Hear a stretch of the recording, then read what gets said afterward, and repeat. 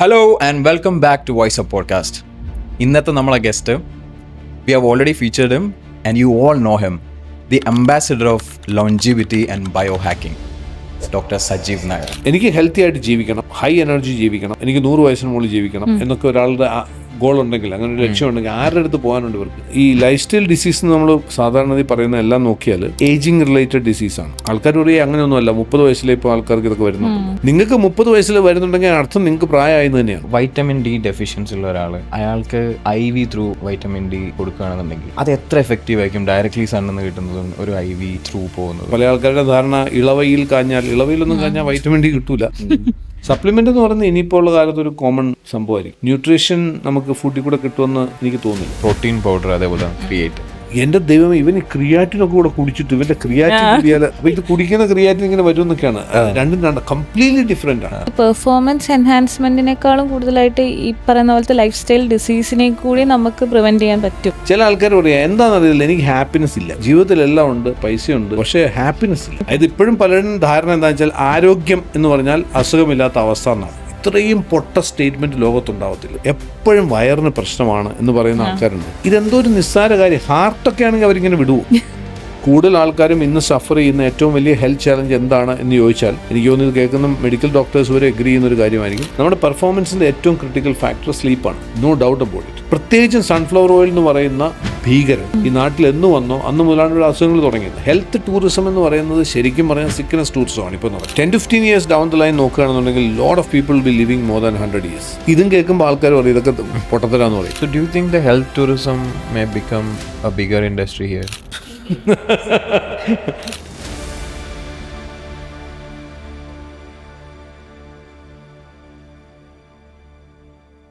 Welcome back, sir. How are you? All good, sir. How are you? Very good, very good. Welcome sir. So do you think that we are entering an era where performance matters more than just health? നമ്മൾ already ആ ഒരു ഇറയിലാണ്. കാരണം ഇപ്പോൾ ബേസിക്കായിട്ട് നോക്കുകയാണെങ്കിൽ normally ഒരു സമയത്ത് ഈ ലൈഫ് സ്റ്റൈൽ ഡിസീസ് ആയിരുന്നു ഏറ്റവും വലിയൊരു ചർച്ചാ വിഷയമായിരുന്നു. ഇപ്പോൾ ലൈഫ് സ്റ്റൈൽ ഡിസീസുകൾ മിക്കതും മാനേജബിളായി. ഞാൻ പറയുന്നൊന്നും സൊല്യൂഷനായെന്നല്ല പറയുന്നത്. People are okay, like diabetes manage ചെയ്യുന്നുണ്ട്, ഹൈപ്പർ ടെൻഷൻ മാനേജ് ചെയ്യുന്നുണ്ട്. പക്ഷേ സബ്സിക്വൻ്റ്ലി സംഭവിച്ചുകൊണ്ടിരിക്കുന്നത് people are losing the performance. ഇന്ന് ഞാൻ കാണുന്നത് പ്രത്യേകിച്ച് ആൻട്രപ്രന്യൂവേഴ്സ്, CXOs, അതായത് people who have got responsible position. അത് ചിലപ്പോൾ ആർട്ടിസ്റ്റ് ആവാം, സ്പോർട്സ് പേഴ്സൺ ആവാം. കാരണം അവരുടെ പെർഫോമൻസ് ഒരു 10% ഡിക്ലൈൻ ഉണ്ടായാൽ മതി. ഒരുപക്ഷെ ബിസിനസ്സിലുണ്ടാകുന്ന ഡിക്ലൈൻ ചിലപ്പം 30%, 40% ആയിരിക്കും. അങ്ങനെയുള്ള ആൾക്കാരിൽ definitely there is A performance decline. അത് ഒരു കാരണം of course life style diseases വളരെ ഏർലി ഏജിൽ തന്നെ ഉണ്ടാവുന്നു. പിന്നെ അത് മാനേജ് ചെയ്യാൻ വേണ്ടി മെഡിസിൻസ് കഴിക്കേണ്ടി വരുന്നു. അത് പല മെഡിസിൻസും എനർജി ഡ്രോപ്പ് ആക്കുന്നതാണ്. രണ്ടാമത്തേത്, most of the people are overwhelmed. Like ഇപ്പം ഇപ്പോഴത്തെ നമ്മുടെ മാർക്കറ്റിൻ്റെ ഒരു രീതി വെച്ച് ഈ AI ഒക്കെ വന്നതോടുകൂടി ഓപ്പർച്യൂണിറ്റി വന്നിങ്ങനെ കൂടിയിട്ടുള്ള പ്രശ്നമാണ്. പണ്ടൊക്കെ ചെറിയൊരു ഓപ്പർച്യൂണിറ്റി ഉണ്ടായിരുന്നുള്ളൂ, അത് ബിൽഡ് ചെയ്തെടുത്താൽ മതി. ഇപ്പം അതല്ല, നിങ്ങൾക്ക് തന്നെ അറിയാമല്ലോ എന്തൊക്കെ അവസരങ്ങൾ നിങ്ങളുടെ മുമ്പിൽ വരുന്നുണ്ടാവും. അപ്പോൾ അത് നമ്മളെ കുറേയൊക്കെ ഓവർവെൽം ചെയ്യുന്നുണ്ട്.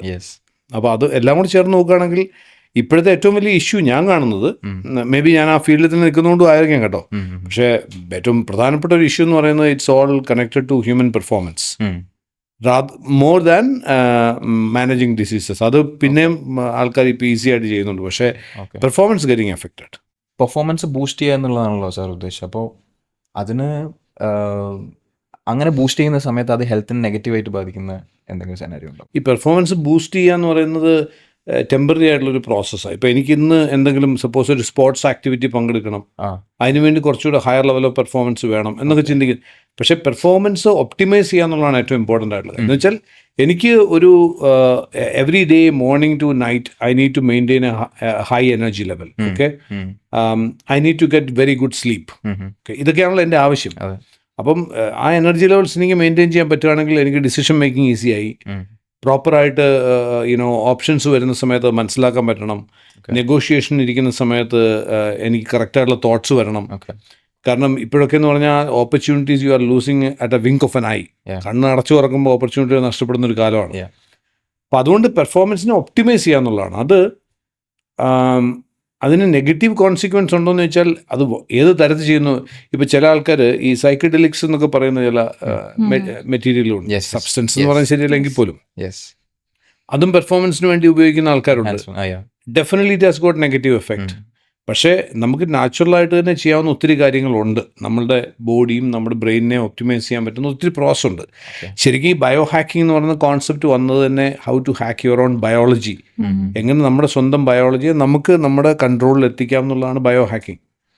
അപ്പോൾ അതിലെല്ലാം ടെക്നോളജി ഓറിയൻറ്റഡോ എക്സ്റ്റേണൽ സപ്പോർട്ടോ വേണ്ടാത്ത പല കാര്യങ്ങളുണ്ട്. ഫോർ എക്സാമ്പിൾ, ഇപ്പോൾ നമുക്ക് ഇപ്പോൾ നിങ്ങൾ തന്നെ ആലോചിച്ച് നോക്കുക, അപ്പാർട്ട്മെൻറ്റിലൊക്കെ ജീവിക്കുന്ന ആൾക്കാരാണെങ്കിൽ എന്നാണ് ലാസ്റ്റ് ടൈം നിങ്ങൾ ഭൂമി നമ്മുടെ മണ്ണിൽ ചവിട്ടിയത്?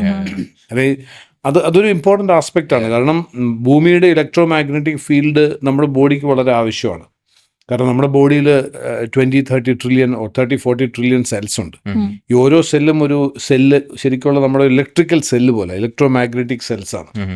ഇതിന് കണക്ടിവിറ്റി, നമ്മുടെ എർത്തുമായിട്ടുള്ള കണക്ടിവിറ്റി ഉണ്ടാവേണ്ടത് ആവശ്യമാണ്, എപ്പോഴും ഇല്ലെങ്കിലും ഇടയ്ക്കിടയ്ക്കെങ്കിലും. Because that's a source of all electro magnetic movements. അപ്പം അതൊരു എക്സാമ്പിൾ ഞാൻ പറഞ്ഞു എന്ന് മാത്രം. അതേപോലെ തന്നെയാണ് ബ്രത്ത്. നമ്മൾ ഏറ്റവും ടേക്കൺ ഫോർ ഗ്രാൻഡഡ് ആവുന്ന ഒരു സാധനം നമ്മുടെ ശ്വാസമാണ്. അപ്പോൾ ഈ ശ്വാസം ഏറ്റവും ഇമ്പോർട്ടൻ്റ് ആയിട്ട് നമ്മുടെ നെർവസ് സിസ്റ്റത്തിനെ ഡയറക്റ്റ്ലി കൺട്രോൾ ചെയ്യാൻ പറ്റുന്ന ഒരു സാധനം ശ്വാസമാണ്. നമ്മുടെ എയർ ക്വാളിറ്റി ഒക്കെ മാറ്റർ ആയിരിക്കുമല്ലോ. അതെ, എല്ലാം മാറ്റർ ആണെങ്കിൽ പോലും ഞാൻ പറഞ്ഞത് ഈ ബ്രത്ത് എന്ന് പറയുമ്പോൾ നമ്മൾ കോൺഷ്യസ് ബ്രീത്തിങ്, അതൊരു ബയോ ഹാക്കിംഗ് ആണ് ശരിക്കും പറയുകയാണെങ്കിൽ. അത് യോഗയിലൊക്കെ വരുന്ന, അതെ, യോഗയിലൊക്കെ ഉപയോഗിക്കുന്നത് തന്നെ. അപ്പോൾ അങ്ങനെ നോക്കിയാൽ നമ്മളുടെ ബയോളജിയെ ഹാക്ക് ചെയ്യാവുന്ന, നമ്മുടെ കൺട്രോളിൽ എത്തിക്കാൻ പറ്റുന്ന പല പ്രോസസ്സുകളും നമുക്ക് സ്വയം ചെയ്യാവുന്ന മാത്രമേ ഉള്ളൂ. ഇപ്പോൾ ഞാൻ ഈ ലോഞ്ചിവിറ്റിയും ബയോ ഹാക്കിങ്ങുമായിട്ട് ബന്ധപ്പെട്ട് കുറേ റിസർച്ചും പഠിത്തമൊക്കെ ആയിട്ട് ഇരിക്കുന്ന സമയത്ത് കൂടുതൽ ഇത് നടക്കുന്ന റിസർച്ചൊക്കെ നടക്കുന്ന വെസ്റ്റേൺ വേൾഡിലാണ്. പക്ഷെ അപ്പോഴാണ് ഞാൻ പറയുന്നത് ഫെർമെൻറ്റഡ് ഫുഡിന് ഇത്രമാത്രം ഇമ്പോർട്ടൻസ് ഉള്ളത്. ഫെർമെൻറ്റഡ് ഫുഡ് നമ്മൾ കേരളത്തിലുള്ളവരെ സംബന്ധിച്ച് ഇഡ്ഡലി, ദോശ, അച്ചാറ് ഒക്കെ നമ്മൾ എല്ലാ ദിവസവും കഴിക്കുന്നതാണ്. അതുപോലും പഴങ്കഞ്ഞി. ഇപ്പം ഞാനൊരു ലോഞ്ചിവിറ്റി കോൺഫറൻസ് US അറ്റൻഡ് ചെയ്യുന്ന സമയത്ത് അവിടെ വെച്ചിരിക്കുന്ന ബ്രേക്ക്ഫാസ്റ്റിനകത്ത് നമ്മുടെ പഴങ്കഞ്ഞിയാണ്. റൈസ് പൊറിഡ്ജ് എന്ന് പറഞ്ഞിട്ടൊരു വലിയ കുടം പോലെ ഒരു സാധനത്തിൽ വെച്ചിട്ട് താഴെ വലിയൊരു ബോർഡ് വെച്ചിട്ടുണ്ട്, അതിൻ്റെ ഡീറ്റെയിൽ ഒക്കെ ഉണ്ട്, എപ്പോഴാണത് ഇന്നലെ വൈകുന്നേരം ഇട്ടതാണെന്നും പുഴുങ്ങിയതാണെന്നും ഒക്കെ പറഞ്ഞുള്ള കാര്യങ്ങൾ. അതിപ്പോൾ 5-star ഹോട്ടൽസിലൊക്കെ ഉണ്ട്. അതാണ് അത് ഹെൽത്ത് കോൺഷ്യസ്നെസ്സിൻ്റെ പാർട്ടാണ്. അപ്പം ഇതെല്ലാം പെർഫോമൻസുമായിട്ട് ലിങ്ക്ഡ് തന്നെയാണ്. പക്ഷെ അറ്റ് ദ സെയിം ടൈം ഇന്ന് ഇപ്പം ഇതെല്ലാം അതേപടി അനുശാസിച്ച് അതേപോലെ അതേ രീതിയിൽ അനുവർത്തിച്ച് പോകാനുള്ള പ്രയാസങ്ങളുണ്ടാവും. അപ്പോൾ അതുകൊണ്ട് നമുക്ക് അതിനുള്ള സയൻറ്റിഫിക് ആയിട്ടുള്ള ഇൻ്റർവെൻഷൻസ് ഇപ്പം ഈ സെൻറ്ററിൽ തന്നെയാണെങ്കിൽ, നമ്മുടെ ഈ ബയോഹാക്ക് സെൻറ്ററിലാണെങ്കിൽ we have pulse electro magnetic field എന്ന് പറയുന്ന ഒരു ബെഡുണ്ട്. അപ്പോൾ എന്താ ഈ ബെഡ് ചെയ്യുന്നത്? ശരിക്കും നമ്മുടെ എർത്തിൽ നിന്ന് കിട്ടേണ്ട ഇലക്ട്രോ മാഗ്നറ്റിക് ഫീൽഡ് ഈ ബെഡിൽ നമുക്ക് റിസീവ് ചെയ്യാൻ പറ്റുകയാണ് ചെയ്യുക. അപ്പോൾ നമുക്ക് ഭൂമി തൊടാൻ പറ്റിയിട്ടില്ല ഒരാഴ്ചയായിട്ടെങ്കിലും. ഇടയ്ക്ക് വല്ലപ്പോഴും പോയിട്ട് ഒരു 10-20-25 മിനിറ്റ് ഈ PEMF ബെഡ് യൂസ് ചെയ്യാന്നുണ്ടെങ്കിൽ definitely you get the same results. I have one question. So vitamin D deficiency ഉള്ള ഒരാൾ, അയാൾക്ക് IV ത്രൂ വൈറ്റമിൻ ഡി കൊടുക്കുകയാണെന്നുണ്ടെങ്കിലും അത് എത്ര എഫക്റ്റീവ് ആയിരിക്കും? ഡയറക്ട്ലി സണ്ണിൽ നിന്ന് കിട്ടുന്നതും ഒരു IV ത്രൂ പോകുന്നതും അവിടെ ഒരു there will be some difference, no? Ultimately ബോഡിക്കകത്ത് എന്ന് വരുമ്പോൾ ഇതെല്ലാം അതിനെ എന്താ പറയുക, അതിനെ ബോഡി യൂസ് ചെയ്യുന്ന പോലെ ഇരിക്കും എങ്ങനെയാണെങ്കിലും. വൈറ്റമിൻ ഡി നമ്മൾ സൺലൈറ്റിൽ നിന്ന് കിട്ടുന്ന വൈറ്റമിൻ ഡി ബോഡി പ്രൊഡ്യൂസ് ചെയ്യുന്നു, അല്ലെങ്കിൽ നമ്മൾ ബോഡിയിലേക്ക് പുറത്തുനിന്ന് വൈറ്റമിൻ ഡി സപ്ലൈ ചെയ്യുന്നു. അതാണ് രണ്ട് പ്രോസസ് ഉള്ളത്. രണ്ട് തമ്മിൽ വ്യത്യാസമില്ല എന്ന് ഞാൻ പറയത്തില്ല. പക്ഷേ എഫക്റ്റീവ്ലി വൈറ്റമിൻ ഡി ചെയ്യേണ്ട ജോലി എന്താണ് ബോഡിക്കകത്ത്, അത് രണ്ട് കേസിലും ചെയ്യും. പക്ഷേ നമ്മൾ ചെയ്യേണ്ടതെന്ന് വെച്ചാൽ ഇത് കൊണ്ട് മാത്രം ജീവിക്കാൻ നോക്കരുത്. ടു ദി എക്സ്റ്റെൻറ്റ് പോസിബിൾ നമുക്ക് വൈറ്റമിൻ ഡി സൺലൈറ്റിൽ നിന്ന് കിട്ടുന്നുണ്ടെങ്കിൽ അത് എടുക്കാൻ സാധിക്കണം. പക്ഷെ അത്ര എളുപ്പമല്ല. കാരണം പല ആൾക്കാരുടെ ധാരണ ഇളവയിൽ കാഞ്ഞാൽ, ഇളവയിലൊന്നും കാഞ്ഞാൽ വൈറ്റമിൻ ഡി കിട്ടൂല. വൈറ്റമിൻ ഡി കിട്ടണമെങ്കിൽ 11 മണിക്ക് 2 മണിക്കും ഇടയ്ക്കുള്ള വെയിൽ തന്നെ കിട്ടണം. Which is very tough. ഇന്നത്തെ അവസ്ഥയിലൊക്കെ നട്ടുച്ചയ്ക്ക് വൈറ്റമിൻ ഡിക്ക് വേണ്ടി കുറച്ച് നേരം പുറത്തോടാൻ നല്ല പ്രശ്നം എന്താണെന്ന് അറിയാമല്ലോ.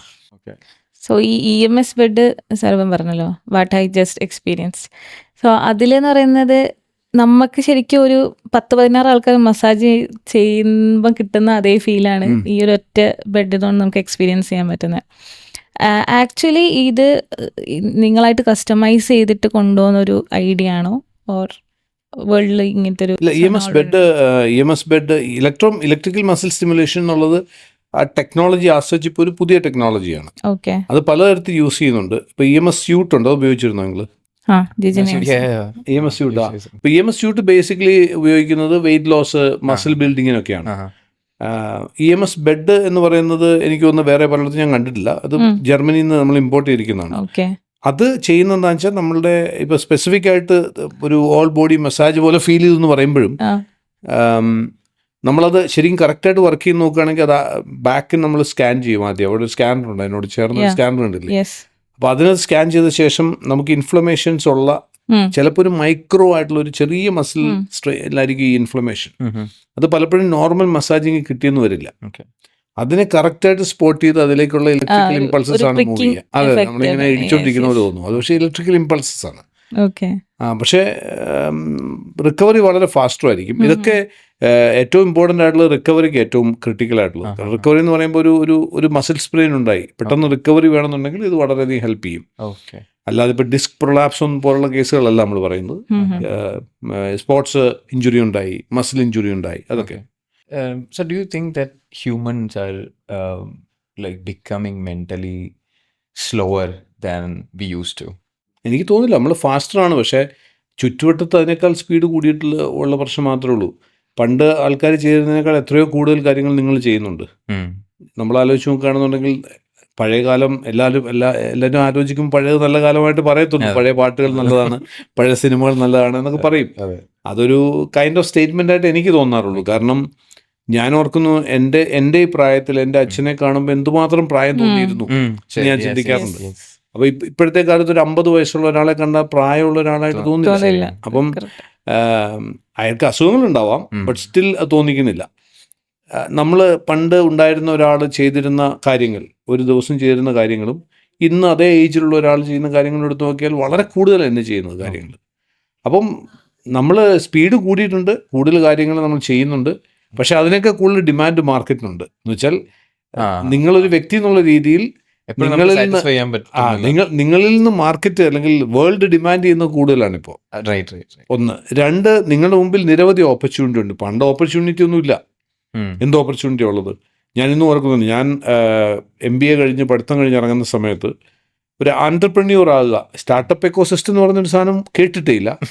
ഒരു ആൻറ്റർപ്രന്യൂർ ആകുക എന്ന് പറയുമ്പോൾ, അല്ലെങ്കിൽ സ്വന്തമായി എന്തെങ്കിലും ചെയ്യണം എന്ന് പറഞ്ഞാൽ എന്ത് ചെയ്യാൻ പറ്റും? കടയിടാം. ഇതൊക്കെയാണ് മനസ്സ് വരിക. പിന്നെ ഉള്ളത് ഈ ജോലി അല്ലാതെ പിന്നെ ചെയ്യാവുന്ന ഇൻഷുറൻസ് ഏജന്റ് ആകുക എന്നുള്ള മാത്രമേ ഉള്ളൂ. വേറെ ഓപ്ഷൻ ഒന്നുമില്ല. ഇന്നൊരാളെ സംബന്ധിച്ച് എന്തുമാത്രം ഓപ്ഷൻ ഉണ്ട്. കോണ്ടന്റ് ക്രിയേറ്റർ ആയൊക്കെ തന്നെ you can make A living out of it, അല്ലേ? അപ്പം അങ്ങനെ വരുമ്പോൾ ഓപ്പർച്യൂണിറ്റികൾ ഇഷ്ടം പോലെ ഉണ്ട്. അതാണ് ഞാൻ പറഞ്ഞത്. ഇപ്പോൾ the only thing which is in challenge is can you perform. നിങ്ങൾ രാവിലെ എണീറ്റ് നിങ്ങൾക്ക് രാത്രി ഉറങ്ങുന്ന വരെയുള്ള ഒരു ടൈം, ഒരു വിൻഡോ ഉണ്ട്. ഈ വിൻഡോയിൽ നിങ്ങളുടെ പ്രൊഡക്ടിവിറ്റി എന്തുമാത്രം നിങ്ങൾക്ക് പുറത്തു കൊണ്ടുവരാൻ പറ്റും. That's A most important thing. So ഇങ്ങനെ ഒരു ഇൻഡിവിജ്വലിനെ എടുത്തുന്ന ഇത്രയും ഡിമാൻഡ് ചെയ്യുന്ന സമയത്ത് നമ്മൾ എങ്ങനെയാണ് ബേൺ ഔട്ട് ഇല്ലാണ്ട് പെർഫോം ചെയ്യുക?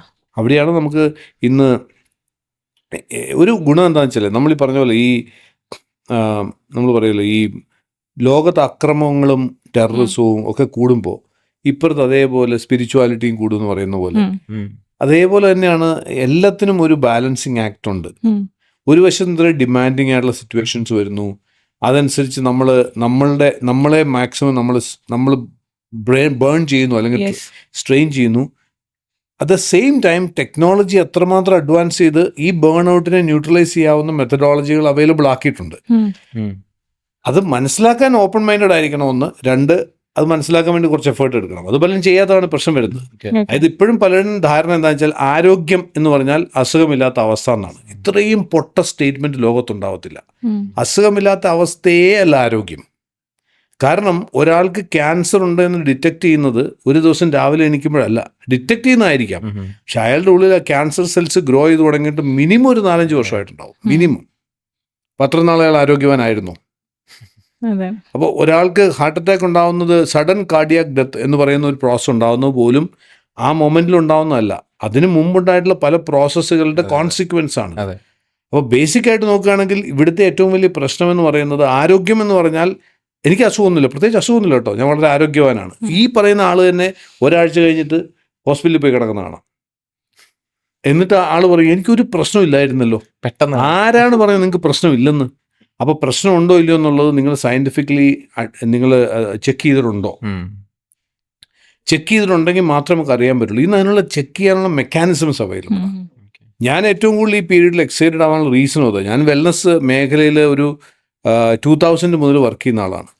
പക്ഷേ ഇന്ന് ഇത്രയും എക്സൈറ്റിംഗ് ആയുള്ള ഒരു ടൈം ഉണ്ടായിട്ടില്ല. കാരണം സയൻസ് ആൻഡ് ടെക്നോളജിയുടെ അഡ്വാൻസ്മെൻറ്റിൽ കൂടെ ഇന്ന് നമുക്ക് എല്ലാം പോസിബിളാണ്. ഒന്ന്, എവറിത്തിങ് ഈസ് മെഷറബിൾ. ഡേറ്റ നമ്മുടെ കയ്യിൽ കിട്ടും. 2, we can predict most of the things.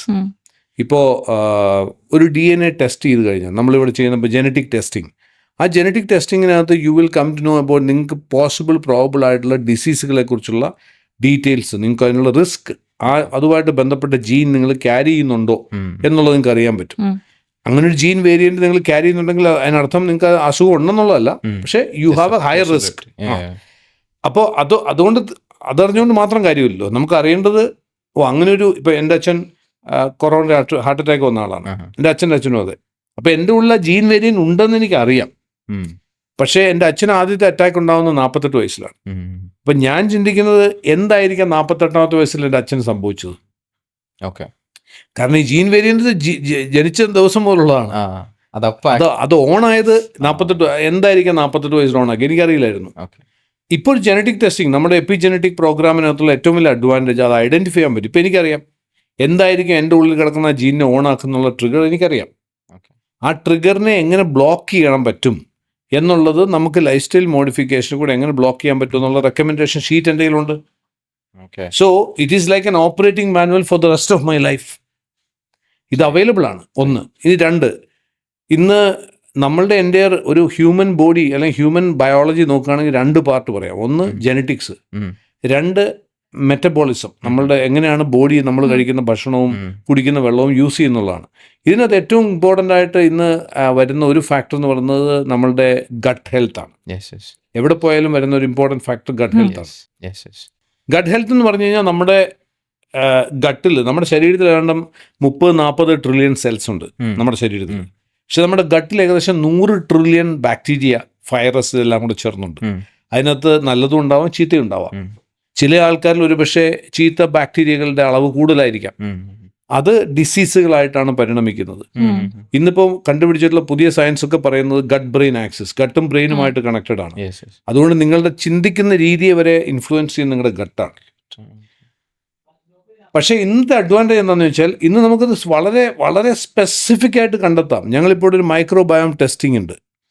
അപ്പോൾ ഒരു ചെറിയ ഒരു സ്മോൾ പോർഷൻ ഓഫ് നമ്മളുടെ പൂപ്പിൽ നിന്ന് you will know about all the species. എല്ലാം മൈക്രോബയോട്ട എന്ന് പറയും. നമ്മളുടെ ഗട്ടിനകത്തുള്ള ബാക്ടീരിയ, ഫംഗസ്, വൈറസ് എല്ലാത്തിനും ഐഡൻറ്റിഫൈ ചെയ്യാം. ഇത് ഐഡൻറ്റിഫൈ ചെയ്ത് കഴിഞ്ഞാൽ നമുക്കറിയാം വില്ലന്മാർ വല്ലതും ഉണ്ടോ എന്നറിയാം. അങ്ങനെ വില്ലന്മാരുണ്ടെങ്കിൽ അവനെ ഇറാഡിക്കേറ്റ് ചെയ്യാനുള്ളത് ഡോക്ടേഴ്സിന് അതിന് വേണ്ടുന്ന സൊല്യൂഷൻ എന്താണെന്നുള്ളത് കൊടുക്കാൻ പറ്റും.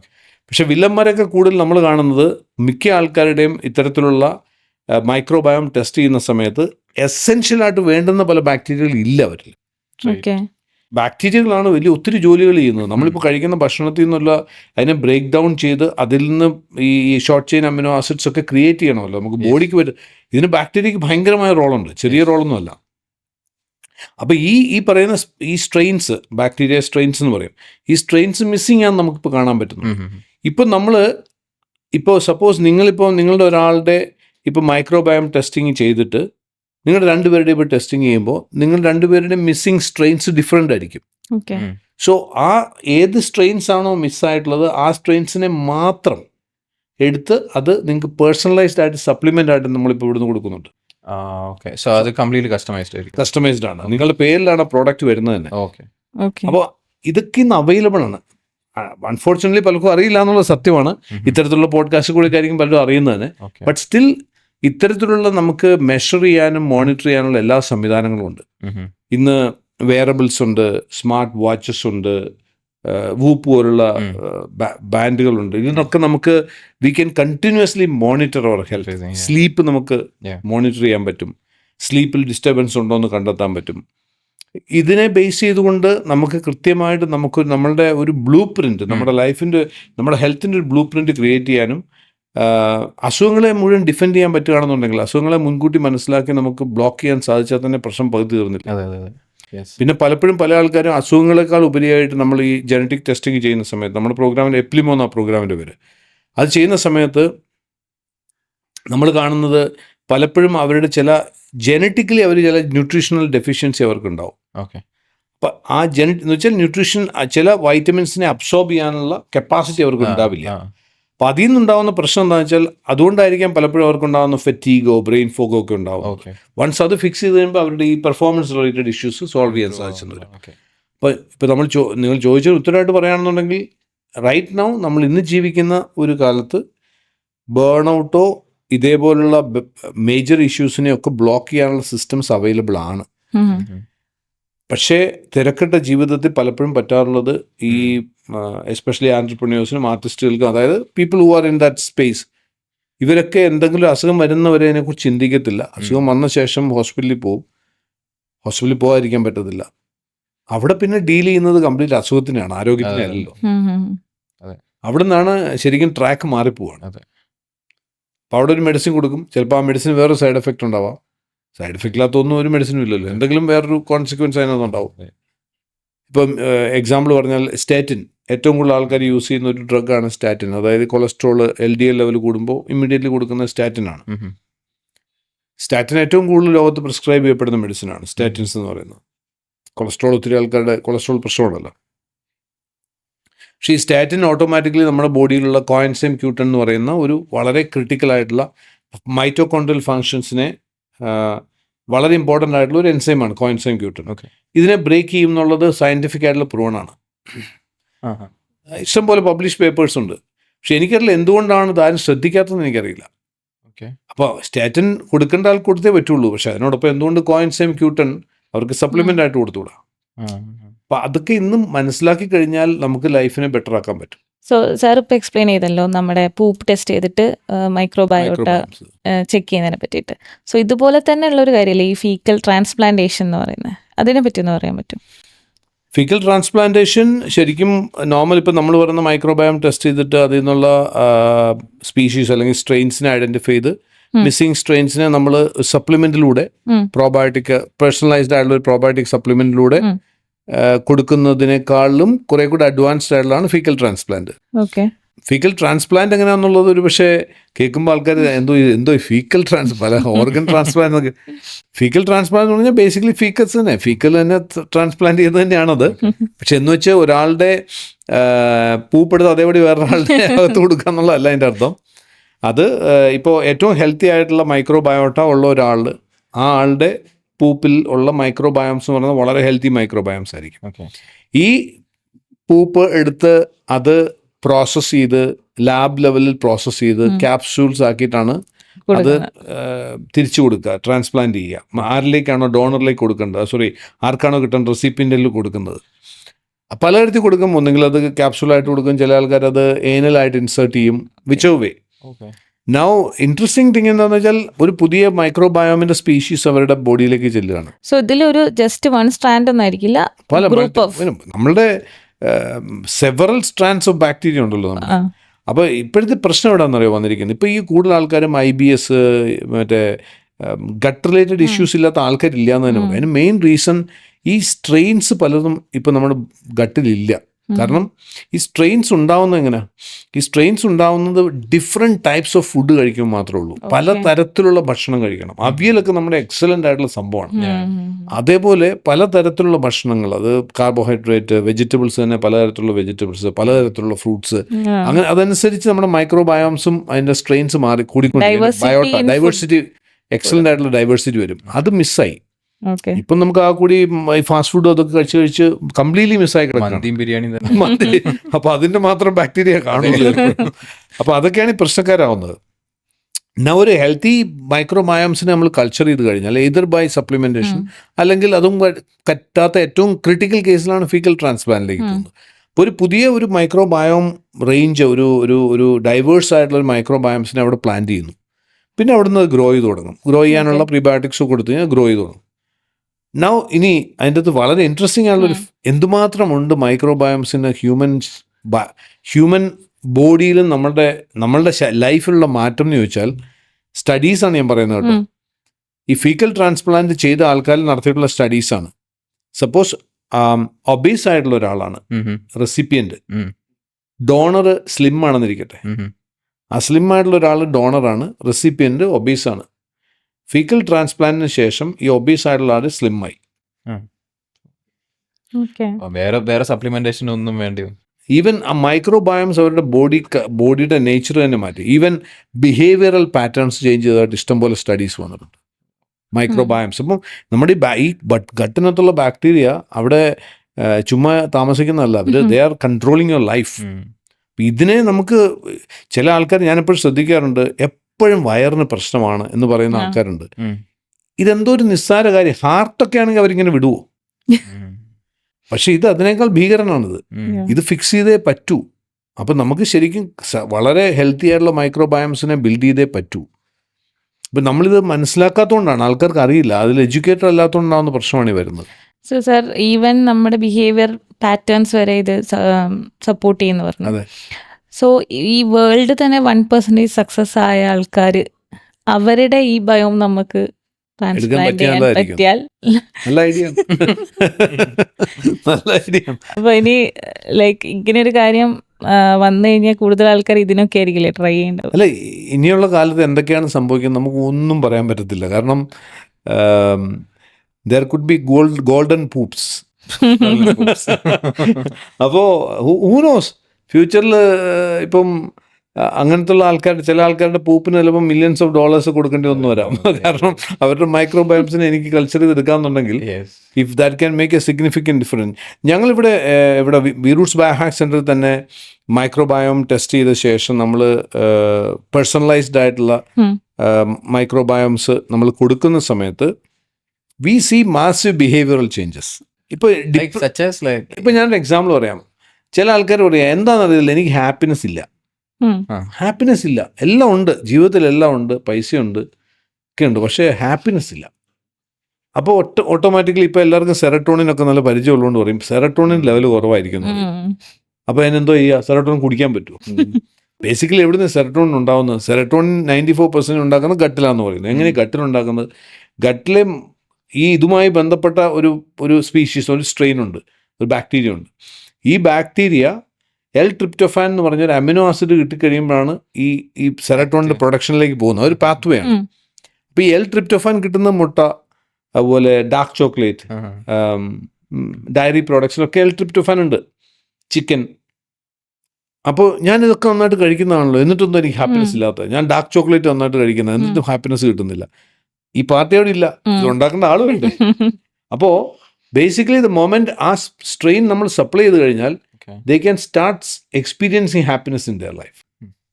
അപ്പോൾ നമ്മൾ എന്താ വെച്ചാൽ നമുക്ക് ഇതൊന്നും ഈ സയൻസ് എല്ലാം പുതിയതാണല്ലോ. ഇപ്പോൾ ഹ്യൂമൻ ജനോം പ്രോജക്റ്റ് വന്നത് 2003 2003 ശേഷമാണ് നമ്മൾ DNA കുറിച്ചുള്ള ഇൻഫർമേഷൻ നമുക്ക് കിട്ടിയത്. മൈക്രോബയോം റിലേറ്റഡ് ആയിട്ടുള്ള ഇൻഫർമേഷൻസ് ഒക്കെ ഒരു 10 വർഷത്തിൽ കൂടുതൽ പഴക്കമില്ല. അപ്പോൾ these are all new things. അപ്പോൾ നമ്മൾ അതുകൊണ്ട് തന്നെ നമുക്ക് അറിയത്തില്ലാത്തതുകൊണ്ട് we were thinking that these are all mind related issues. എല്ലാം മൈൻഡിലേക്കാണ് വിട്ടുകൊണ്ടിരുന്നത്. പക്ഷേ മോർ ബാക്ടീരിയ ദാൻ ഹ്യൂമൻ എന്ന് പറയുന്നത്. അതെ, അതാണ് ഞാൻ പറഞ്ഞത്. നമ്മുടെ ബോഡിയിൽ 30-40 ട്രില്യൺ സെൽസ് ഉണ്ട്. നിങ്ങളുടെ ഗട്ടിൽ 100 ട്രില്യൺ ബാക്ടീരിയ ഉണ്ട്. So who is controlling? അങ്ങനെ ആലോചിച്ചാൽ വളരെ കോംപ്ലക്സ് ആണ്. മിത്തൊന്നുമല്ല, ടെസ്റ്റഡ് അല്ലേ ഇതൊക്കെ. ഈവൻ നമ്മുടെ സെല്ലുകൾ നോക്കിയാൽ ഇനി ബാക്ടീരിയക്കാൾ വലിയ പാർട്ടി ഉണ്ട് നമ്മുടെ ഉള്ളിൽ. അതിന് മൈറ്റോകോൺട്രിയ എന്ന് പറയും. ദാറ്റ് ഈസ് നമ്മുടെ ഓരോ സെല്ലിനും ഒരു 1000 മൈറ്റോകോൺട്രിയ വെച്ചിട്ടുണ്ട്. അപ്പോൾ ദാറ്റ് മീൻസ് 40 ട്രില്യൺ എന്ന് പറയുമ്പം 40,000 ട്രില്യൺ മൈറ്റോകോൺട്രിയ ഉണ്ട്. ഈവൻ മൈറ്റോകോൺട്രിയ എന്ന് പറയുമ്പോൾ നമ്മൾ വിചാരിക്കുന്നത് നമ്മുടെ സെല്ലിനകത്തുള്ള സാധനമാണല്ലോ. പക്ഷെ മൈറ്റോകോൺട്രിയ ഇന്ന് കൺസിഡർ ചെയ്യുന്നത് എക്സ്റ്റേണൽ ഓർഗനൈലായിട്ടാണ്. So because they have a separate DNA. Human DNA അല്ല അതിനുള്ളത്, അതിന് സെപ്പറേറ്റ് DNA ഉണ്ട്. അപ്പോൾ അത് പുറത്തുനിന്ന് വന്ന പാർട്ടിയാണ്. അതിപ്പോൾ തൽക്കാലത്തേക്ക് നമ്മുടെ സെല്ലിനകത്ത് താമസാക്കിയിരിക്കുന്നത് മാത്രമേ ഉള്ളൂ. അപ്പോൾ ശരിക്കും പറയുകയാണെങ്കിൽ ഒരു മനുഷ്യൻ നിങ്ങൾ ജീവിച്ചിരിക്കേണ്ടതിൻ്റെ ആവശ്യം നിങ്ങളുടെ മൈറ്റോകോൺട്രിയക്കാണ്. കാരണം മൈറ്റോകോൺട്രിയക്ക് ജീവിക്കണമെങ്കിൽ അതിനൊരു എക്കോസിസ്റ്റം വേണം. ആ എക്കോസിസ്റ്റമാണ് നിങ്ങളുടെ സെല്ല്. മനസ്സിലായില്ലേ? അപ്പോൾ ആ ലെവലിലേക്ക് പോയാൽ അതൊരു വളരെ കോംപ്ലക്സ് ആയിട്ടുള്ളൊരു സബ്ജക്റ്റാണ്. നമ്മളിവിടെ അതുകൊണ്ടാണ് ഇപ്പം ഞങ്ങളുടെ ഇവിടെ വീറൂട്ട്സിലാണെങ്കിലും, വീറൂട്ട്സ് ബയോഹാക്ക് സെൻറ്ററിലാണെങ്കിലും, വീറൂട്ട്സിൻ്റെ ഓവറോളിലാണെങ്കിലും നമ്മൾ ചെയ്യുന്നത് we look at A human from A total picture, like in the sense the microbiomes, the DNA, അവരുടെ മൈറ്റോകോൺട്രിയൽ ഫങ്ഷൻസ്. ഇപ്പം നിങ്ങൾ ഇവിടെ വന്നപ്പം റെഡ് ലൈറ്റ് ചെയ്ത് നോക്കിയായിരുന്നു? റെഡ് ലൈറ്റ് ചെയ്തില്ലേ? റെഡ് ലൈറ്റ് തെറാപ്പി എന്ന് പറയുന്നത് ഒരു ബയോ ഹാക്കിംഗ് പ്രോസസ്സായിട്ട് പറയുന്നത്. എന്തിനാണ് red light therapy? Red light therapy basically direct ആയിട്ട് നമ്മുടെ സ്കിന്നിനെ പെനട്രേറ്റ് ചെയ്ത് മൈറ്റോകോൺട്രിയയിലേക്ക് ഡയറക്റ്റ് ആയിട്ട് ഈ റേസ് എത്തുകയാണ് ചെയ്യുക. ഓക്കെ. മൈറ്റോകോൺട്രിയൽ ഫംഗ്ഷൻസിനെ എൻഹാൻസ് ചെയ്യും. മൈറ്റോകോൺട്രിയൽ ഫംഗ്ഷൻസ് എൻഹാൻസ് ചെയ്യുന്നത് സംഭവിക്കുക, മൈറ്റോകോൺട്രിയാണ് നമ്മുടെ energy production cell, production unit അല്ലെങ്കിൽ പവർ ഹൗസസ്. അതെ. എനർജി പ്രൊഡ്യൂസ് ചെയ്യുന്നത് എങ്ങനെയാണെന്ന് അറിയോ? ഗ്ലൂക്കോസും ഓക്സിജനും കൂടെ ബേൺ ചെയ്തിട്ട് പ്രൈമറിലി ഗ്ലൂക്കോസ് കിട്ടാതെ വരുമ്പോൾ പുള്ളി വേറെ വഴിയൊക്കെ നോക്കും. Yeah. ജനറലി ഗ്ലൂക്കോസ് ആണ് ഏറ്റവും easiest way, glucose and oxygen. അപ്പോൾ ഒരാൾ ഡയബറ്റിക് ആവുന്ന എപ്പോഴാണ്? ഡയബറ്റിക് ആവുന്ന ആളുടെ ഗ്ലൂക്കോസ് കൂടുതലാണെങ്കിൽ ഡയബറ്റിക് ആണെന്ന് പറയും. എന്ന് പറഞ്ഞാൽ വേറെ തരത്തിൽ പറഞ്ഞാൽ ഇവരുടെ മൈറ്റോകോൺട്രിയ പണി മുടക്കിയാൽ അയാളുടെ ഗ്ലൂക്കോസ് ബ്ലഡിലിരിക്കും, മൈറ്റോകോൺട്രിയ എടുത്ത് പണിയെടുക്കില്ല. അപ്പം ചുരുക്കി പറയുകയാണെങ്കിൽ diabetes is not a disease of sugar. Diabetes നിങ്ങളുടെ മൈറ്റോകോൺട്രിയൽ ഫംഗ്ഷൻസ് വീക്ക് ആവുന്നുണ്ടാവുന്ന ഒരു അസുഖം മാത്രമാണ്. അപ്പോൾ മൈറ്റോകോൺട്രിയൽ ഫംഗ്ഷൻസിനെ എൻഹാൻസ് ചെയ്ത് കൊടുക്കാൻ സാധിച്ചു കഴിഞ്ഞാൽ ഓട്ടോമാറ്റിക്കലി നിങ്ങളുടെ മെറ്റബോളിസം, ബോഡിയുടെ ഓവറോൾ മെറ്റബോളിസം ഇമ്പ്രൂവ് ചെയ്യാൻ സാധിക്കും. അപ്പോൾ അതാണ് അവിടെ നടക്കുന്ന പ്രോസസ്സ്. ഇത് നമുക്ക് ഇതുവരെ അറിയില്ലായിരുന്നു വെച്ചാൽ അറിയില്ല എന്ന് പറയുന്നത് സത്യം. കാരണം ഇത്തരത്തിലുള്ള പേപ്പേഴ്സും ഇത്തരത്തിലുള്ള പബ്ലിഷ് ലിറ്ററേച്ചറൊക്കെ വന്നു തുടങ്ങിയിട്ട് തന്നെ ഒരു 10 വർഷമായിട്ടുള്ളൂ. സോ അതാണ് ഈ ലോഞ്ചിവിറ്റി റിസർച്ചുമായിട്ട് ബന്ധപ്പെട്ട്. സോ ഈ പെർഫോമൻസ് എൻഹാൻസ്മെന്റിനേക്കാളും കൂടുതലായിട്ട് ഈ പറയുന്ന പോലത്തെ ലൈഫ് സ്റ്റൈൽ ഡിസീസിനെ കൂടി നമുക്ക് പ്രിവെന്റ് ചെയ്യാൻ പറ്റും. അത് എങ്ങനെയാണെന്ന് വെച്ചാൽ ഈ ലൈഫ് സ്റ്റൈൽ ഡിസീസ് നമ്മൾ സാധാരണ പറയുന്ന എല്ലാം നോക്കിയാൽ ഏജിങ് റിലേറ്റഡ് ഡിസീസാണ്. ആൾക്കാർ പറയും അങ്ങനെയൊന്നുമല്ല, 30 വയസ്സിലെ ഇപ്പോൾ ആൾക്കാർക്ക് ഇതൊക്കെ വരുന്നുണ്ടല്ലോ. അതിന് കാരണം അയാൾ ഏജ്ഡ് ആയെന്നാണ്. 30 വയസ്സിലെ അയാൾ ഏജ്ഡ് ആയി. കാരണം ലോഞ്ചിവിറ്റി റിസർച്ചേഴ്സിൻ്റെ തിയറി വെച്ച് നോക്കുകയാണെങ്കിൽ അവരുടെ തിയറിയിൽ ageing has to be treated as a disease. ഏജിങ്ങിനെ ഒരു ഡിസീസായിട്ട് തന്നെ ട്രീറ്റ് ചെയ്യണം. കാരണം അത് ഡയബറ്റീസ് ആവട്ടെ, ഹൈപ്പർ ടെൻഷൻ ആവട്ടെ, അൽഷൈമേഴ്സ് ആവട്ടെ, പാർക്കിൻസൺസ് ആവട്ടെ, കൊറോണറി ആർട്ടറി ഡിസീസ് ആവട്ടെ, ഇതെല്ലാം ഏജിങ്ങുമായിട്ട് റിലേറ്റഡ് ആണ്. നിങ്ങൾക്ക് 30 വയസ്സിൽ വരുന്നുണ്ടെങ്കിൽ അർത്ഥം നിങ്ങൾക്ക് പ്രായമായെന്ന് തന്നെയാണ്. പ്രായമാകുമ്പോൾ വരേണ്ട അസുഖമാണ്.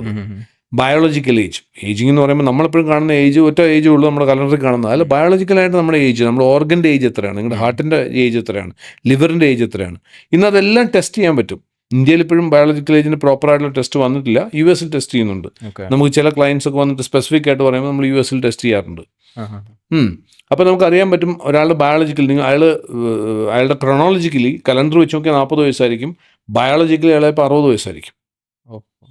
സോ ഈ പ്രോസസ് ഇത്തരത്തിലുള്ള ഇത് ഇപ്പം അങ്ങനെ നോക്കുകയാണെന്നുണ്ടെങ്കിൽ ലൈഫ് സ്റ്റൈൽ ഡിസീസിനെ എല്ലാത്തിനെയും കൊണ്ട് നമുക്കൊരു ഏജിങ് കാറ്റഗറിക്കകത്ത് കൊണ്ടുവരാം. അപ്പം so if I can deal with ageing I can deal with all these diseases. മനസ്സിലായില്ലേ? അങ്ങനെ നോക്കുമ്പോൾ ഇന്നത്തെ സയൻസ് ആൻഡ് ടെക്നോളജി വെച്ച് നോക്കുകയാണെങ്കിൽ ഈ ഏജിങ്ങിനെ സ്ലോ ഡൗൺ ചെയ്യാം, ഏജിങ്ങിനെ റിവേഴ്സ് ചെയ്യാം. ഏജിങ്ങിനെ റിവേഴ്സ് ചെയ്യാന്ന് പറഞ്ഞാൽ നിങ്ങൾ 40 വയസ്സുള്ള ഒരാളാണെങ്കിൽ നിങ്ങളുടെ ബയോളജിക്കൽ ഏജ് 60 വയസ്സാണെങ്കിൽ അത് തിരിച്ച് 40ലേക്ക് കൊണ്ടുവരാം. ചിലപ്പോൾ അത് കുറച്ചുകൂടെ പുറകോട്ട് വലിക്കാനും പറ്റിയെന്ന് വരും. അതായത് നിങ്ങൾ ജോൺസൺ ചെയ്യുന്ന പല ആൾക്കാരും പ്രോസസ് ഉണ്ട്. ഇപ്പം ഏറ്റവും ഇത് പറയുമ്പോൾ ഞാൻ നേരത്തെ ഒരു പക്ഷേ നമ്മുടെ ലാസ്റ്റ് പോഡ്കാസ്റ്റ് നമ്മൾ ഡിസ്കസ് ചെയ്യുമെന്ന് എനിക്കറിയത്തില്ല. ഞാനിത് പല പോഡ്കാസ്റ്റിലൊക്കെ സംസാരിക്കുന്നതിൻ്റെ താഴെ വന്നുള്ള കമൻറ്റുകളൊക്കെ വളരെ സർക്കാസ്റ്റിക്കാണ്. ഇനി ഒരുത്തനും സർക്കാസ്റ്റിക് കമൻറ്റ് എഴുതാൻ പറ്റില്ല. കാരണം 3 ആഴ്ച മുമ്പ് US FDA ഏജ് റിവേഴ്സലിൻ്റെ ഹ്യൂമൻ ട്രയൽസ് സ്റ്റാർട്ട് ചെയ്തു. ഹ്യൂമൻ ട്രയൽസ് എന്ന് പറഞ്ഞാൽ ഇനി അപ്പുറത്തേക്കൊന്നും ഒന്നുമില്ല. Human trials for age reversal FDA approve ചെയ്തു. അത് പറയുന്ന അനുസരിച്ചാണെന്നുണ്ടെങ്കിൽ അതിൻ്റെ ലോഞ്ചിവിറ്റി റിസർച്ചേഴ്സ് തന്നെ സ്റ്റേറ്റ് ചെയ്തിട്ടുള്ളത് in 6 months your age clock can be reverse 75%. 6 മാസം കൊണ്ടാവട്ടോ. അതായത് എൻ്റെ ബയോളജിക്കൽ ഏജ്, എൻ്റെ ആക്ച്വൽ ഏജ് 40 എൻ്റെ ബയോളജിക്കൽ ഏജ് 60 ആണെങ്കിൽ 6 മാസം കൊണ്ട് ആ 60നെ ഞാൻ 75, ആ 20 ഉണ്ടല്ലോ, 20 ഗ്യാപ്പ്, അത് ഞാൻ 75% വരെ റിവേഴ്സ് ചെയ്യാൻ പറ്റും. So it's A huge thing. അപ്പോൾ ഇത് സംഭവിക്കുമ്പോൾ ഓട്ടോമാറ്റിക്കലി ലൈഫ് സ്റ്റൈൽ ഡിസീസിനൊന്നും പിന്നെ വലിയ പ്രസക്തി ഇല്ല. പിന്നെ രണ്ടാമത്തെ കാര്യം, ഞാൻ നേരത്തെ പറഞ്ഞില്ലേ നമ്മളുടെ ഇപ്പം ജനറ്റിക് പ്രോഗ്രാം നമ്മളിവിടെ ചെയ്യുന്നുണ്ട്. എപ്ലിമോ എന്ന് പറഞ്ഞ എപ്പിജനറ്റിക് ലൈഫ് സ്റ്റൈൽ മോഡിഫിക്കേഷൻ. വേൾഡിലെ റിനൗണ്ട് ജനറ്റിസിസ്റ്റുകൾ തന്നെ പറഞ്ഞിട്ടുള്ളത്, ഞാൻ നിങ്ങളുടെ തന്നെ പോഡ്കാസ്റ്റിൽ പണ്ട് പറഞ്ഞിട്ടുള്ള, by 2045 death will be optional. ഇതും കേൾക്കുമ്പോൾ ആൾക്കാർ പറയും ഇതൊക്കെ പൊട്ടത്തരാന്ന് പറയും. പക്ഷെ പറഞ്ഞിട്ട് കാര്യമില്ല, അങ്ങനെയാണ് ലോകം പോകുന്നത്. പൊട്ടത്തരാന്ന് വിശ്വസിച്ചിരിക്കുന്നവർക്ക് അങ്ങനെ ഇരിക്കാം എന്ന് മാത്രമേ ഉള്ളൂ. കാരണം നിങ്ങൾക്ക് വരാൻ പ്രോബിൾ ആയിട്ടുള്ള ലൈഫ് സ്റ്റൈൽ ഡിസീസുകൾ മുൻകൂട്ടി അറിയാൻ സാധിക്കാം. അതിനെ ട്രിഗർ ചെയ്യുന്ന ഫാക്ടർ എന്താണെന്നും അറിയാൻ സാധിക്കുകയാണെങ്കിൽ ആ ട്രിഗറിനെ നമുക്ക് ബ്ലോക്ക് ചെയ്യാനും സാധിച്ചാൽ, പിന്നെ ആക്സിഡൻ്റ് ഒക്കെ ഉണ്ടായെന്ന് വരും, അത് വേറെ വശം. ഈ ഡിസീസുകളെ നിങ്ങൾ പ്രിവെൻറ്റ് ചെയ്തെന്ന് പറയാൻ പറ്റും. നമ്മളിപ്പോൾ എത്രയോ കേസുകൾ നമ്മൾ ചെയ്തുകൊണ്ടിരിക്കുന്നു. ഇപ്പം വീറൂട്ട്സിന് നമ്മളൊരു 24,000 കേസസ് ഇപ്പോൾ ഈ പ്രോഗ്രാം നമ്മൾ ഇതിനകത്ത് എൻറോൾ ചെയ്തിട്ടുണ്ട്. ഓക്കെ. അപ്പം it's happening, people are believing in it, people are experiencing the results. Okay sir, നമ്മൾ പെർഫോമൻസിലേക്ക് തിരിച്ചു വരികയാണെങ്കിൽ ഇപ്പോൾ ഓൺടർപ്രനേഴ്സ് ആണെങ്കിലും ആർട്ടിസ്റ്റ് ആണെങ്കിലും ഇവർക്കൊക്കെ ഉള്ളൊരു മെയിൻ പ്രശ്നം എന്ന് പറഞ്ഞാൽ സ്ട്രെസ്സാണ്. എപ്പോൾ നോക്കിയാലും സ്ട്രെസ്സാണ്. അപ്പോൾ ഈ ഗട്ട് ഹെൽത്ത് നമ്മൾ മെയിൻറ്റെയിൻ ചെയ്യുന്നതിൽ കൂടി ഈ സ്ട്രെസ്സിനെ നമുക്ക് ഇല്ലാതാക്കാൻ പറ്റുമോ? ഗട്ട് ഒരു ക്രിട്ടിക്കൽ ഫാക്ടറാണ്. സ്ട്രെസ്സുമായിട്ട് കണക്ട് ചെയ്ത് നോക്കിയാൽ സ്ട്രെസ്സ് പല കാരണങ്ങളും ഉണ്ടാവാം. ജനറ്റിക് ഫാക്ടർ വരെ ഞങ്ങളിപ്പോൾ കാണുന്നുണ്ട് സ്ട്രെസ്സിനകത്ത്. പണ്ടൊന്നും ആരും ചിന്തിച്ചിരുന്നില്ല ജനറ്റിക്സ് ഉണ്ടോ സ്ട്രെസ്സിനകത്ത് ചോദിക്കും. കാരണം ഒരു ജീൻ വേരിയൻ്റ് ഉണ്ട്, സ്ട്രെസ് റെസിലിയൻസിനെ ലോ ആക്കുന്ന ജീൻ വേരിയൻ്റ് ഉണ്ട്. എന്ന് പറഞ്ഞാൽ സ്ട്രെസ്സിനെ നമുക്ക് താങ്ങാനുള്ള കപ്പാസിറ്റിയെ ലോ ആക്കുന്ന ഒരു ജീൻ വേരിയൻ്റ് ഉണ്ട്. എന്ന് പറയുമ്പോൾ ഈ ജീൻ വേരിയൻ്റ് ഓൺ ആയാൽ, ആ ഓൺ ആയി കഴിഞ്ഞ ദിവസം മുതൽ നിങ്ങളെ സംബന്ധിച്ച് നിങ്ങൾക്ക് ഒരു ചെറിയ സ്ട്രെസ് പോലും ഹാൻഡിൽ ചെയ്യാൻ പറ്റില്ല. ചെറിയ സ്ട്രെസ് പോലും. ഞാൻ അങ്ങനത്തെ ആൾക്കാരെ ഞാൻ കണ്ടിട്ടുണ്ട്. നമ്മുടെ നാട്ടിലുള്ള ആൻട്രപ്രനേഴ്സ് എന്നോട് പറഞ്ഞിട്ടുണ്ട്, ഇപ്പം വന്ന് ലോകത്തുള്ള എല്ലാ സ്ട്രെസ്സും എടുത്തിരുന്ന ആളാണ്, പക്ഷെ എന്താ സംഭവിച്ചതെന്ന് എനിക്കറിയത്തില്ല. ഇന്നിപ്പോൾ ഞാൻ ഡൈനിങ് ടേബിളിനടുത്ത് പോയിരുന്നിട്ട് 1 മിനിറ്റിൽ ഭക്ഷണം കിട്ടിയില്ലെങ്കിൽ എനിക്ക് സ്ട്രെസ്ഡ് ആവും, ഹാൻഡിൽ ചെയ്യാൻ പറ്റുന്നില്ല. ഇപ്പം അവരുടെ ഉള്ളിൽ ആ ജീൻ വേരിയൻ്റ് ഓണായി. ഇത്തരത്തിലുള്ള ആൾക്കാരിൽ നമ്മുടെ ഇവിടെ ഞങ്ങൾക്ക് ഒരു റിസർച്ച് ടീം കൂടെ ഉണ്ട്. അപ്പോൾ അവർ ചെയ്യുന്നതെന്ന് വെച്ചാൽ കണ്ടിന്യൂസ്ലി ജനറ്റിക് റിപ്പോർട്ട്സ് വരുന്നതനുസരിച്ച് റിസർച്ച് ചെയ്തുകൊണ്ടിരിക്കും, കോറിലേറ്റ് ചെയ്യും ഡേറ്റ. അപ്പോൾ ഇത്തരത്തിൽ ഈ ലോ സ്ട്രെസ് റെസിലിയൻസ് ജീനുള്ള ആൾക്കാരിൽ 94% ആൾക്കാരിലും ഡിപ്രഷനുള്ള ഹൈ റിസ്ക് ഉണ്ട്. സ്ട്രെസ് കൂടുമ്പോൾ ഡിപ്രഷൻ ആവും, ഡിപ്രഷനിലേക്ക് പോകും ഈ ആൾക്കാർ. എല്ലാ ആൾക്കാർക്കും അല്ല, ഈ ആൾക്കാരിൽ. ഓക്കെ. ഈ സ്ട്രെസ് റെസിലിയൻസ് ലോ ആക്കുന്ന ജീൻ വേരിയൻ്റ് ഉള്ള ആൾക്കാരിൽ ആ ജീൻ വേരിയൻ്റ് ഓൺ ആവാനുള്ള ഒരു ഫാക്ടർ ഉണ്ടാവും. അതിനാണ് നമ്മൾ ട്രിഗർ എന്ന് പറയുക. ഈ ട്രിഗറിനെ നേരത്തെ നമ്മൾ ഐഡന്റിഫൈ ചെയ്യാൻ പറ്റിയിട്ടുണ്ടെങ്കിൽ മിക്ക കേസുകളിലും കാണുന്നത് ഏതെങ്കിലും ഒരു മിനറലിൻ്റെ ഡെഫിഷ്യൻസി ആയിരിക്കും. ഞങ്ങൾക്ക് കിട്ടിയിട്ടുള്ള പല കേസുകളിൽ നോക്കുകയാണെങ്കിൽ മജോറിറ്റി ഓഫ് കേസ് മഗ്നീഷ്യം എന്നുള്ള മിനറൽ ജനറ്റിക്കലി അവർക്ക് അബ്സോർബ് ചെയ്യാനുള്ള കപ്പാസിറ്റി കുറവുള്ള ആൾക്കാരിലാണ് ഈ ജീൻ വേരിയൻറ്റിലേക്ക് വരാൻ സാധ്യത കാണുന്നത്. നമ്മൾ കാണുന്ന ഡേറ്റ വെച്ച് നോക്കിയാൽ. നമ്മുടെ കേരളത്തിലുള്ള 1-2 ആൻട്രപ്രന്യേഴ്സ് എൻ്റെ അടുത്ത് നേരിട്ട് സംസാരിച്ചുള്ളവർ, നമ്മൾ നേരിട്ട് പരിചയമുള്ളവരായതുകൊണ്ട് ഈ സിറ്റുവേഷനോട് കടന്നുപോയ ആൾക്കാർ അവരൊക്കെ മഗ്നീഷ്യത്തിൽ കൂടെ തന്നെ അവർ തിരിച്ച് അവരുടെ നോർമൽ ലൈഫിലേക്ക് തിരിച്ചു വന്നവരുണ്ട്.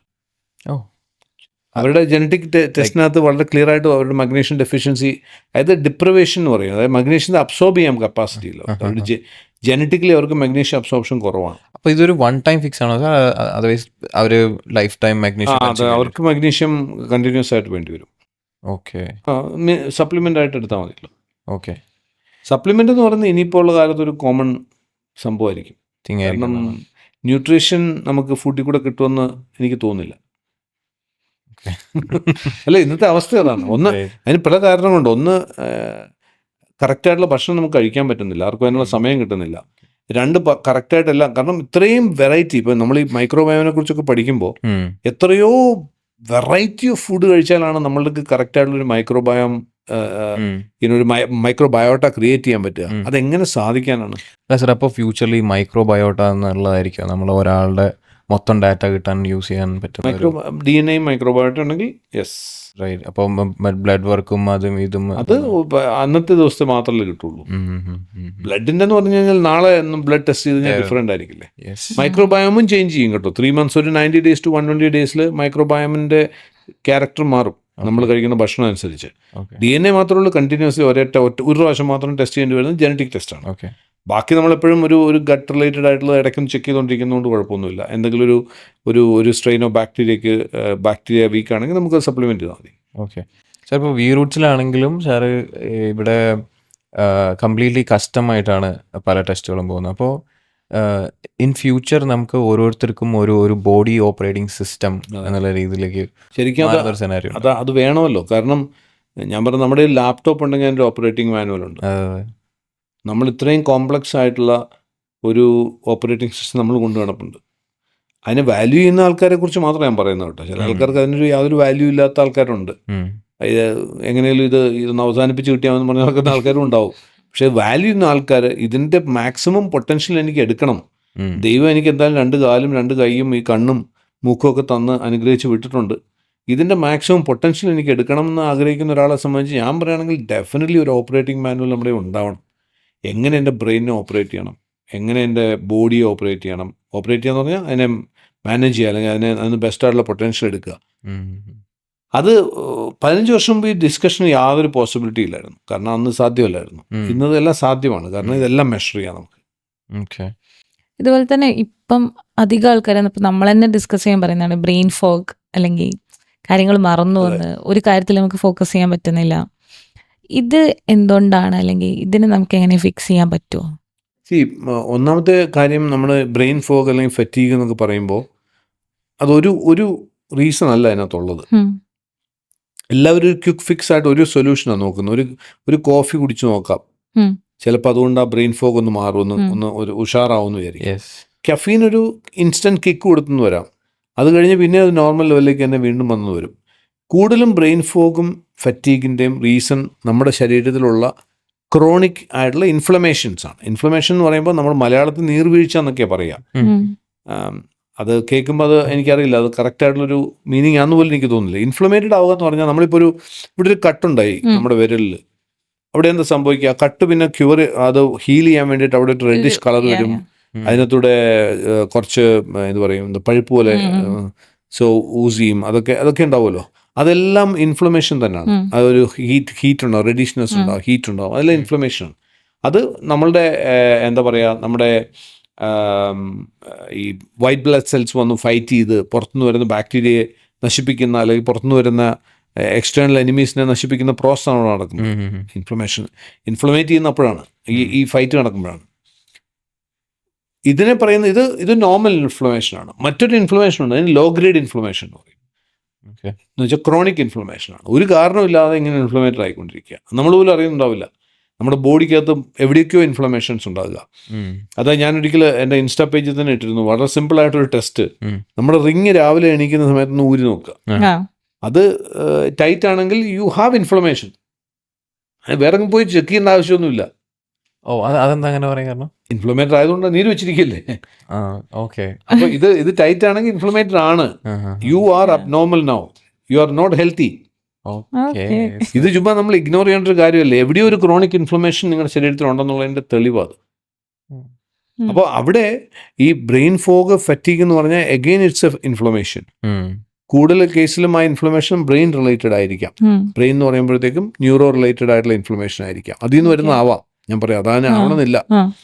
അപ്പോൾ കൂടുതൽ ആൾക്കാരും ഇന്ന് സഫർ ചെയ്യുന്ന ഏറ്റവും വലിയ ഹെൽത്ത് ചാലഞ്ച് എന്താണ് എന്ന് ചോദിച്ചാൽ, എനിക്ക് തോന്നുന്നത് കേൾക്കുന്ന മെഡിക്കൽ ഡോക്ടേഴ്സ് വരെ എഗ്രി ചെയ്യുന്ന ഒരു കാര്യമായിരിക്കും, ഇൻഫ്ലമേഷനാണ്. അത് മാത്രവുമല്ല, ഇന്ന് ഒരു സ്കൂൾ ഓഫ് തോട്ട് തന്നെ inflammation is the root cause of all diseases എന്നാണ് പറയുക. അപ്പോൾ ഈ ക്രോണിക് ഇൻഫ്ലമേഷൻസ് നമ്മുടെ ശരീരത്തിൽ ഉണ്ടാവുന്ന എന്തുകൊണ്ടുണ്ടാവുമെന്ന് ചോദിച്ചാൽ പല കാരണങ്ങളാണ്. ഇപ്പോൾ ഒരു പരിധിവരെ നമ്മൾ ജനറ്റിക് ടെസ്റ്റ് ഒക്കെ ചെയ്യുമ്പോൾ നമുക്കറിയാൻ പറ്റും എന്താണ് ഇവരുടെ ട്രിഗർ എന്നുള്ളത്. പല തരത്തിലുള്ള അസുഖങ്ങളുടെയും അത് ബ്ലോക്ക് ചെയ്യുമ്പോൾ ചിലതൊക്കെ ബ്ലോക്ക് ചെയ്യാൻ സാധിക്കും. പക്ഷേ it can happen because of so many different thing. ഇപ്പോൾ എന്താ ഈ ക്രോണിക് ഇൻഫ്ലമേഷൻ എന്നുള്ളത് കുറച്ചുകൂടി ഈസി ആയിട്ട് മനസ്സിലാക്കാനാണെന്നുണ്ടെങ്കിൽ, ഇപ്പോൾ നോർമലി എല്ലാ ഐറ്റിസ് ഇല്ലേ, ടോൺസിലൈറ്റീസ്, സൈനസൈറ്റീസ്, ഇതെല്ലാം ഇൻഫ്ലമേഷനാണ്. എല്ലാ കാറ്റഗറിക്കകത്ത് വരുന്നതാണ്. പിന്നെ എവിടെയെങ്കിലും നീര് വെച്ച് അതും ഇൻഫ്ലമേഷനാണ്. ഇതൊന്നും കാണാതെ നമ്മുടെ ശരീരത്തിനകത്തുണ്ടാകുന്ന പല ഇൻഫ്ലമേഷൻ ഉണ്ടാകും. നമ്മുടെ ബ്ലഡ് വെസൽസിനുണ്ടാകുന്ന ഇൻഫ്ലമേഷൻസ് ഉണ്ടാകും. സോ ഇതൊക്കെ മേജറായിട്ടുള്ള ഇഷ്യൂസിലേക്കാണ് പോകുന്നത്. അപ്പം നമ്മളങ്ങനെ നോക്കുകയാണെന്നുണ്ടെങ്കിൽ ബ്രെയിൻ ഫോഗിനും ഫറ്റീഗിനും ഒരു സൊല്യൂഷൻ ഉണ്ടോ എന്ന് വെച്ചാൽ ഒരു സൊല്യൂഷൻ ഇല്ല. പക്ഷേ ഇൻഫ്ലമേഷനെ നിങ്ങൾക്ക് പ്രിവെൻറ്റ് ചെയ്യാൻ സാധിക്കുകയാണെങ്കിൽ അത് പലതരത്തിൽ ചെയ്യാം. ഒന്ന്, ഒബ്സർവേഷനും കൂടെ കുറേയൊക്കെ പറ്റും. പലപ്പോഴും നമ്മൾ ഇൻഫ്ലമേഷന് ഒരു റീസൺ ഞാൻ കാണാറുള്ളത് രാത്രി കഴിക്കുന്ന ഭക്ഷണമാണ്. രാത്രി കഴിക്കുന്ന ഭക്ഷണം പലപ്പോഴും ചില ആൾക്കാർക്ക് സ്പൈസി ആയിട്ടുള്ള ഭക്ഷണം പിറ്റേ ദിവസം രാവിലെ ഇൻഫ്ലമേഷൻ ഉണ്ടാക്കും.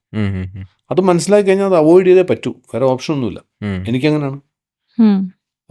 എനിക്ക് നൈറ്റിൽ, ബാക്കിയുള്ള സമയത്ത് എനിക്ക് എത്ര സ്പൈസി കഴിച്ചാലും കുഴപ്പമില്ല. നൈറ്റിൽ സ്പൈസി കഴിച്ചാൽ പിറ്റേ ദിവസം രാവിലെ എനിക്ക് ഇൻഫ്ലമേഷൻ ഉണ്ടാവും. അറിയാവുന്ന ഞാൻ അത് ഉപയോഗിക്കാതിരിക്കുക എന്നുള്ളതാണ്. ചില ആൾക്കാർക്ക് ആൽക്കഹോൾ എല്ലാവർക്കും ഇൻഫ്ലമേഷൻ ഉണ്ടാക്കും, ചില ആൾക്കാർക്ക് കൂടുതൽ ഇൻഫ്ലമേഷൻ ഉണ്ടാക്കും. അതേപോലെ ഉറക്കക്കുറവ് ഇൻഫ്ലമേഷൻ ഉണ്ടാക്കും. ഈ ക്രോണിക് ഇൻഫ്ലമേഷൻ്റെ കേസ് ഞാൻ പറയുന്നത്. അപ്പോൾ അതിനകത്ത് നമുക്ക് ഒന്ന് ഇത്തരത്തിലുള്ള സിറ്റുവേഷൻസ് ഐഡൻറ്റിഫൈ ചെയ്ത് അത് വേണ്ട വയ്ക്കുക. 2 ആൻറ്റി ഇൻഫ്ലമേറ്ററി ആയിട്ടുള്ള ഫുഡ് നമ്മൾ കൂടുതൽ ഉപയോഗിക്കുക. ആൻറ്റി ഇൻഫ്ലമേറ്ററി ഫുഡ് എന്ന് പറയുമ്പോഴത്തേക്കും സ്പൈസ് കുറഞ്ഞത്, വെജിറ്റബിൾസ്, ഇതൊക്കെ വെജിറ്റബിൾസ് കുറേ ആൻറ്റി ഇൻഫ്ലമേറ്ററി ആണ്. നമുക്ക് ഏറ്റവും കൂടുതൽ റിസൾട്ട് തന്നിട്ടുള്ളത് കുർക്കുമിനാണ്, ടെർമറിക് ഒരു എക്സലന്റ് ആൻറ്റി ഇൻഫ്ലമേറ്ററി ആണ്. ടെർമറിക്, ജിഞ്ചർ ഇതെല്ലാം ആൻറ്റി ഇൻഫ്ലമേറ്ററി ആണ്. അപ്പം അത് ടെർമറിക് ആയിട്ട് നല്ല വീട്ടിൽ തന്നെ നല്ല മഞ്ഞൾ നമുക്കുണ്ടെങ്കിൽ അത് പൊടിപ്പിച്ച് വെച്ച് അത് നമുക്ക് വേണമെങ്കിൽ പാലിൽ മിക്സ് ചെയ്ത് സ്കിൻ കെയർ സൈഡിലേക്ക് ടർമറിക് ഡ്രിങ്ക് ഒക്കെ ഇപ്പം ടെർമറിക് എക്സലന്റ് ആയിട്ടുള്ള ഒരു സംഭവം തന്നെയാണ്, ഒരു സംശയമില്ല. അത് ആയുർവേദത്തിൽ പറയുന്നു, അതിനേക്കാൾ ഉപരി ആൾക്കാരിന്ന് വേൾഡ് ഓവർ അക്സെപ്റ്റ് ചെയ്തിരിക്കുന്ന സംഭവമാണ് അത്. അതിൻ്റെ തന്നെ ഇപ്പം കുർക്കുമിൻ, അതിനകത്ത് ടെർമറിക്കിൽ നിന്ന് വരുന്നതാണ് കുർക്കുമിൻ എന്ന് പറയുന്നത്, അതിൻ്റെ ഫൈറ്റോ കെമിക്കലാണ്. കുർക്കുമിൻ സപ്ലിമെൻറ്റേഷൻ വളരെ നല്ലതാണ്. നമുക്ക് വീറൂട്ട്സ് തന്നെ കുർക്കുമിൻ ലാത്തെ എന്ന് പറഞ്ഞിട്ട് കുർക്കുമിനും MCT ഓയിലും കൂടെ മിക്സ് ചെയ്തൊരു സംഭവമുണ്ട്. അതൊരു ഡ്രിങ്ക് ആയിട്ട് നമുക്ക് കഴിക്കാം. കഴിച്ചു കഴിഞ്ഞാൽ ഒരു വിതിൻ 1 hour നമ്മുടെ ഈ ഇൻഫ്ലമേഷൻ നമുക്ക് അറിയാൻ പറ്റും, അതിലുണ്ടാകുന്ന മാറ്റം അറിയാൻ പറ്റും. അത്രയും എഫക്റ്റീവായിട്ട് കുർക്കുമിൻ വർക്ക് ചെയ്യുന്നുണ്ട്. അപ്പോൾ ഇതൊക്കെയാണ് ഇതിനുള്ള സൊല്യൂഷൻ ഉള്ളത്. പക്ഷേ ഒരു long time brain fog, fatigue പോലുള്ള ഇഷ്യൂ ഒരാൾ ഫേസ് ചെയ്യുന്നുണ്ടെങ്കിൽ definitely they should seek medical help. അത് തന്നെ ഹാക്ക് ചെയ്യാൻ നോക്കിക്കൊണ്ടിരിക്കരുത്, വേറെ എന്തെങ്കിലുമൊക്കെ പ്രശ്നങ്ങളും ആകാതെ. ഓക്കെ സർ, ഞാൻ ഈ ഒരു ഓൺടർപ്രനോറിയൽ വേയിൽ പോകുന്ന ആളാണ്. എനിക്ക് I work around 8 to 10 hours a day, most of the days, and I feel a lot of stress at times. So what are the 3 upgrades that I should do immediately? 8 to 10 hours വളരെ കുറവാണല്ലോ സാറിന്. ഒരു ആന്റർപ്രന്യൂർ startup എന്നൊക്കെ പറഞ്ഞാൽ 12 or 14 hour ഒക്കെയാണ് സാറിന് പോകുന്നത്. Anyway, ഞാനീ പറയുന്ന സയൻസ് മാത്രമല്ല, ഞാൻ എൻ്റെ പേഴ്സണൽ എക്സ്പീരിയൻസ് കൊണ്ട് വെച്ച് പറയുകയാണ്.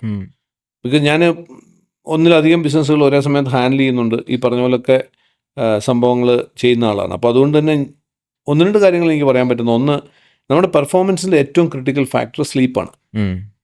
No doubt about it. പ്രോപ്പറായിട്ട് ഇന്ന് രാത്രിയിൽ സ്ലീപ്പ് കിട്ടിയില്ലെങ്കിൽ നാളത്തെ ദിവസം പോക്കാണ്, എല്ലാവർക്കും അറിയാവുന്ന കാര്യമാണ്. അതുകൊണ്ട് തന്നെ ഞാൻ എപ്പോഴും പറയാറുള്ളത്, your tomorrow starts today evening. ഇന്ന് വൈകുന്നേരം സൺസെറ്റ് കഴിയുന്ന പോലെ നിങ്ങളുടെ നാളെ തുടങ്ങണം. ഈ രാവിലെ മുതലാണ് ദിവസം തുടങ്ങുന്നുള്ള ചിന്ത മാറ്റണം.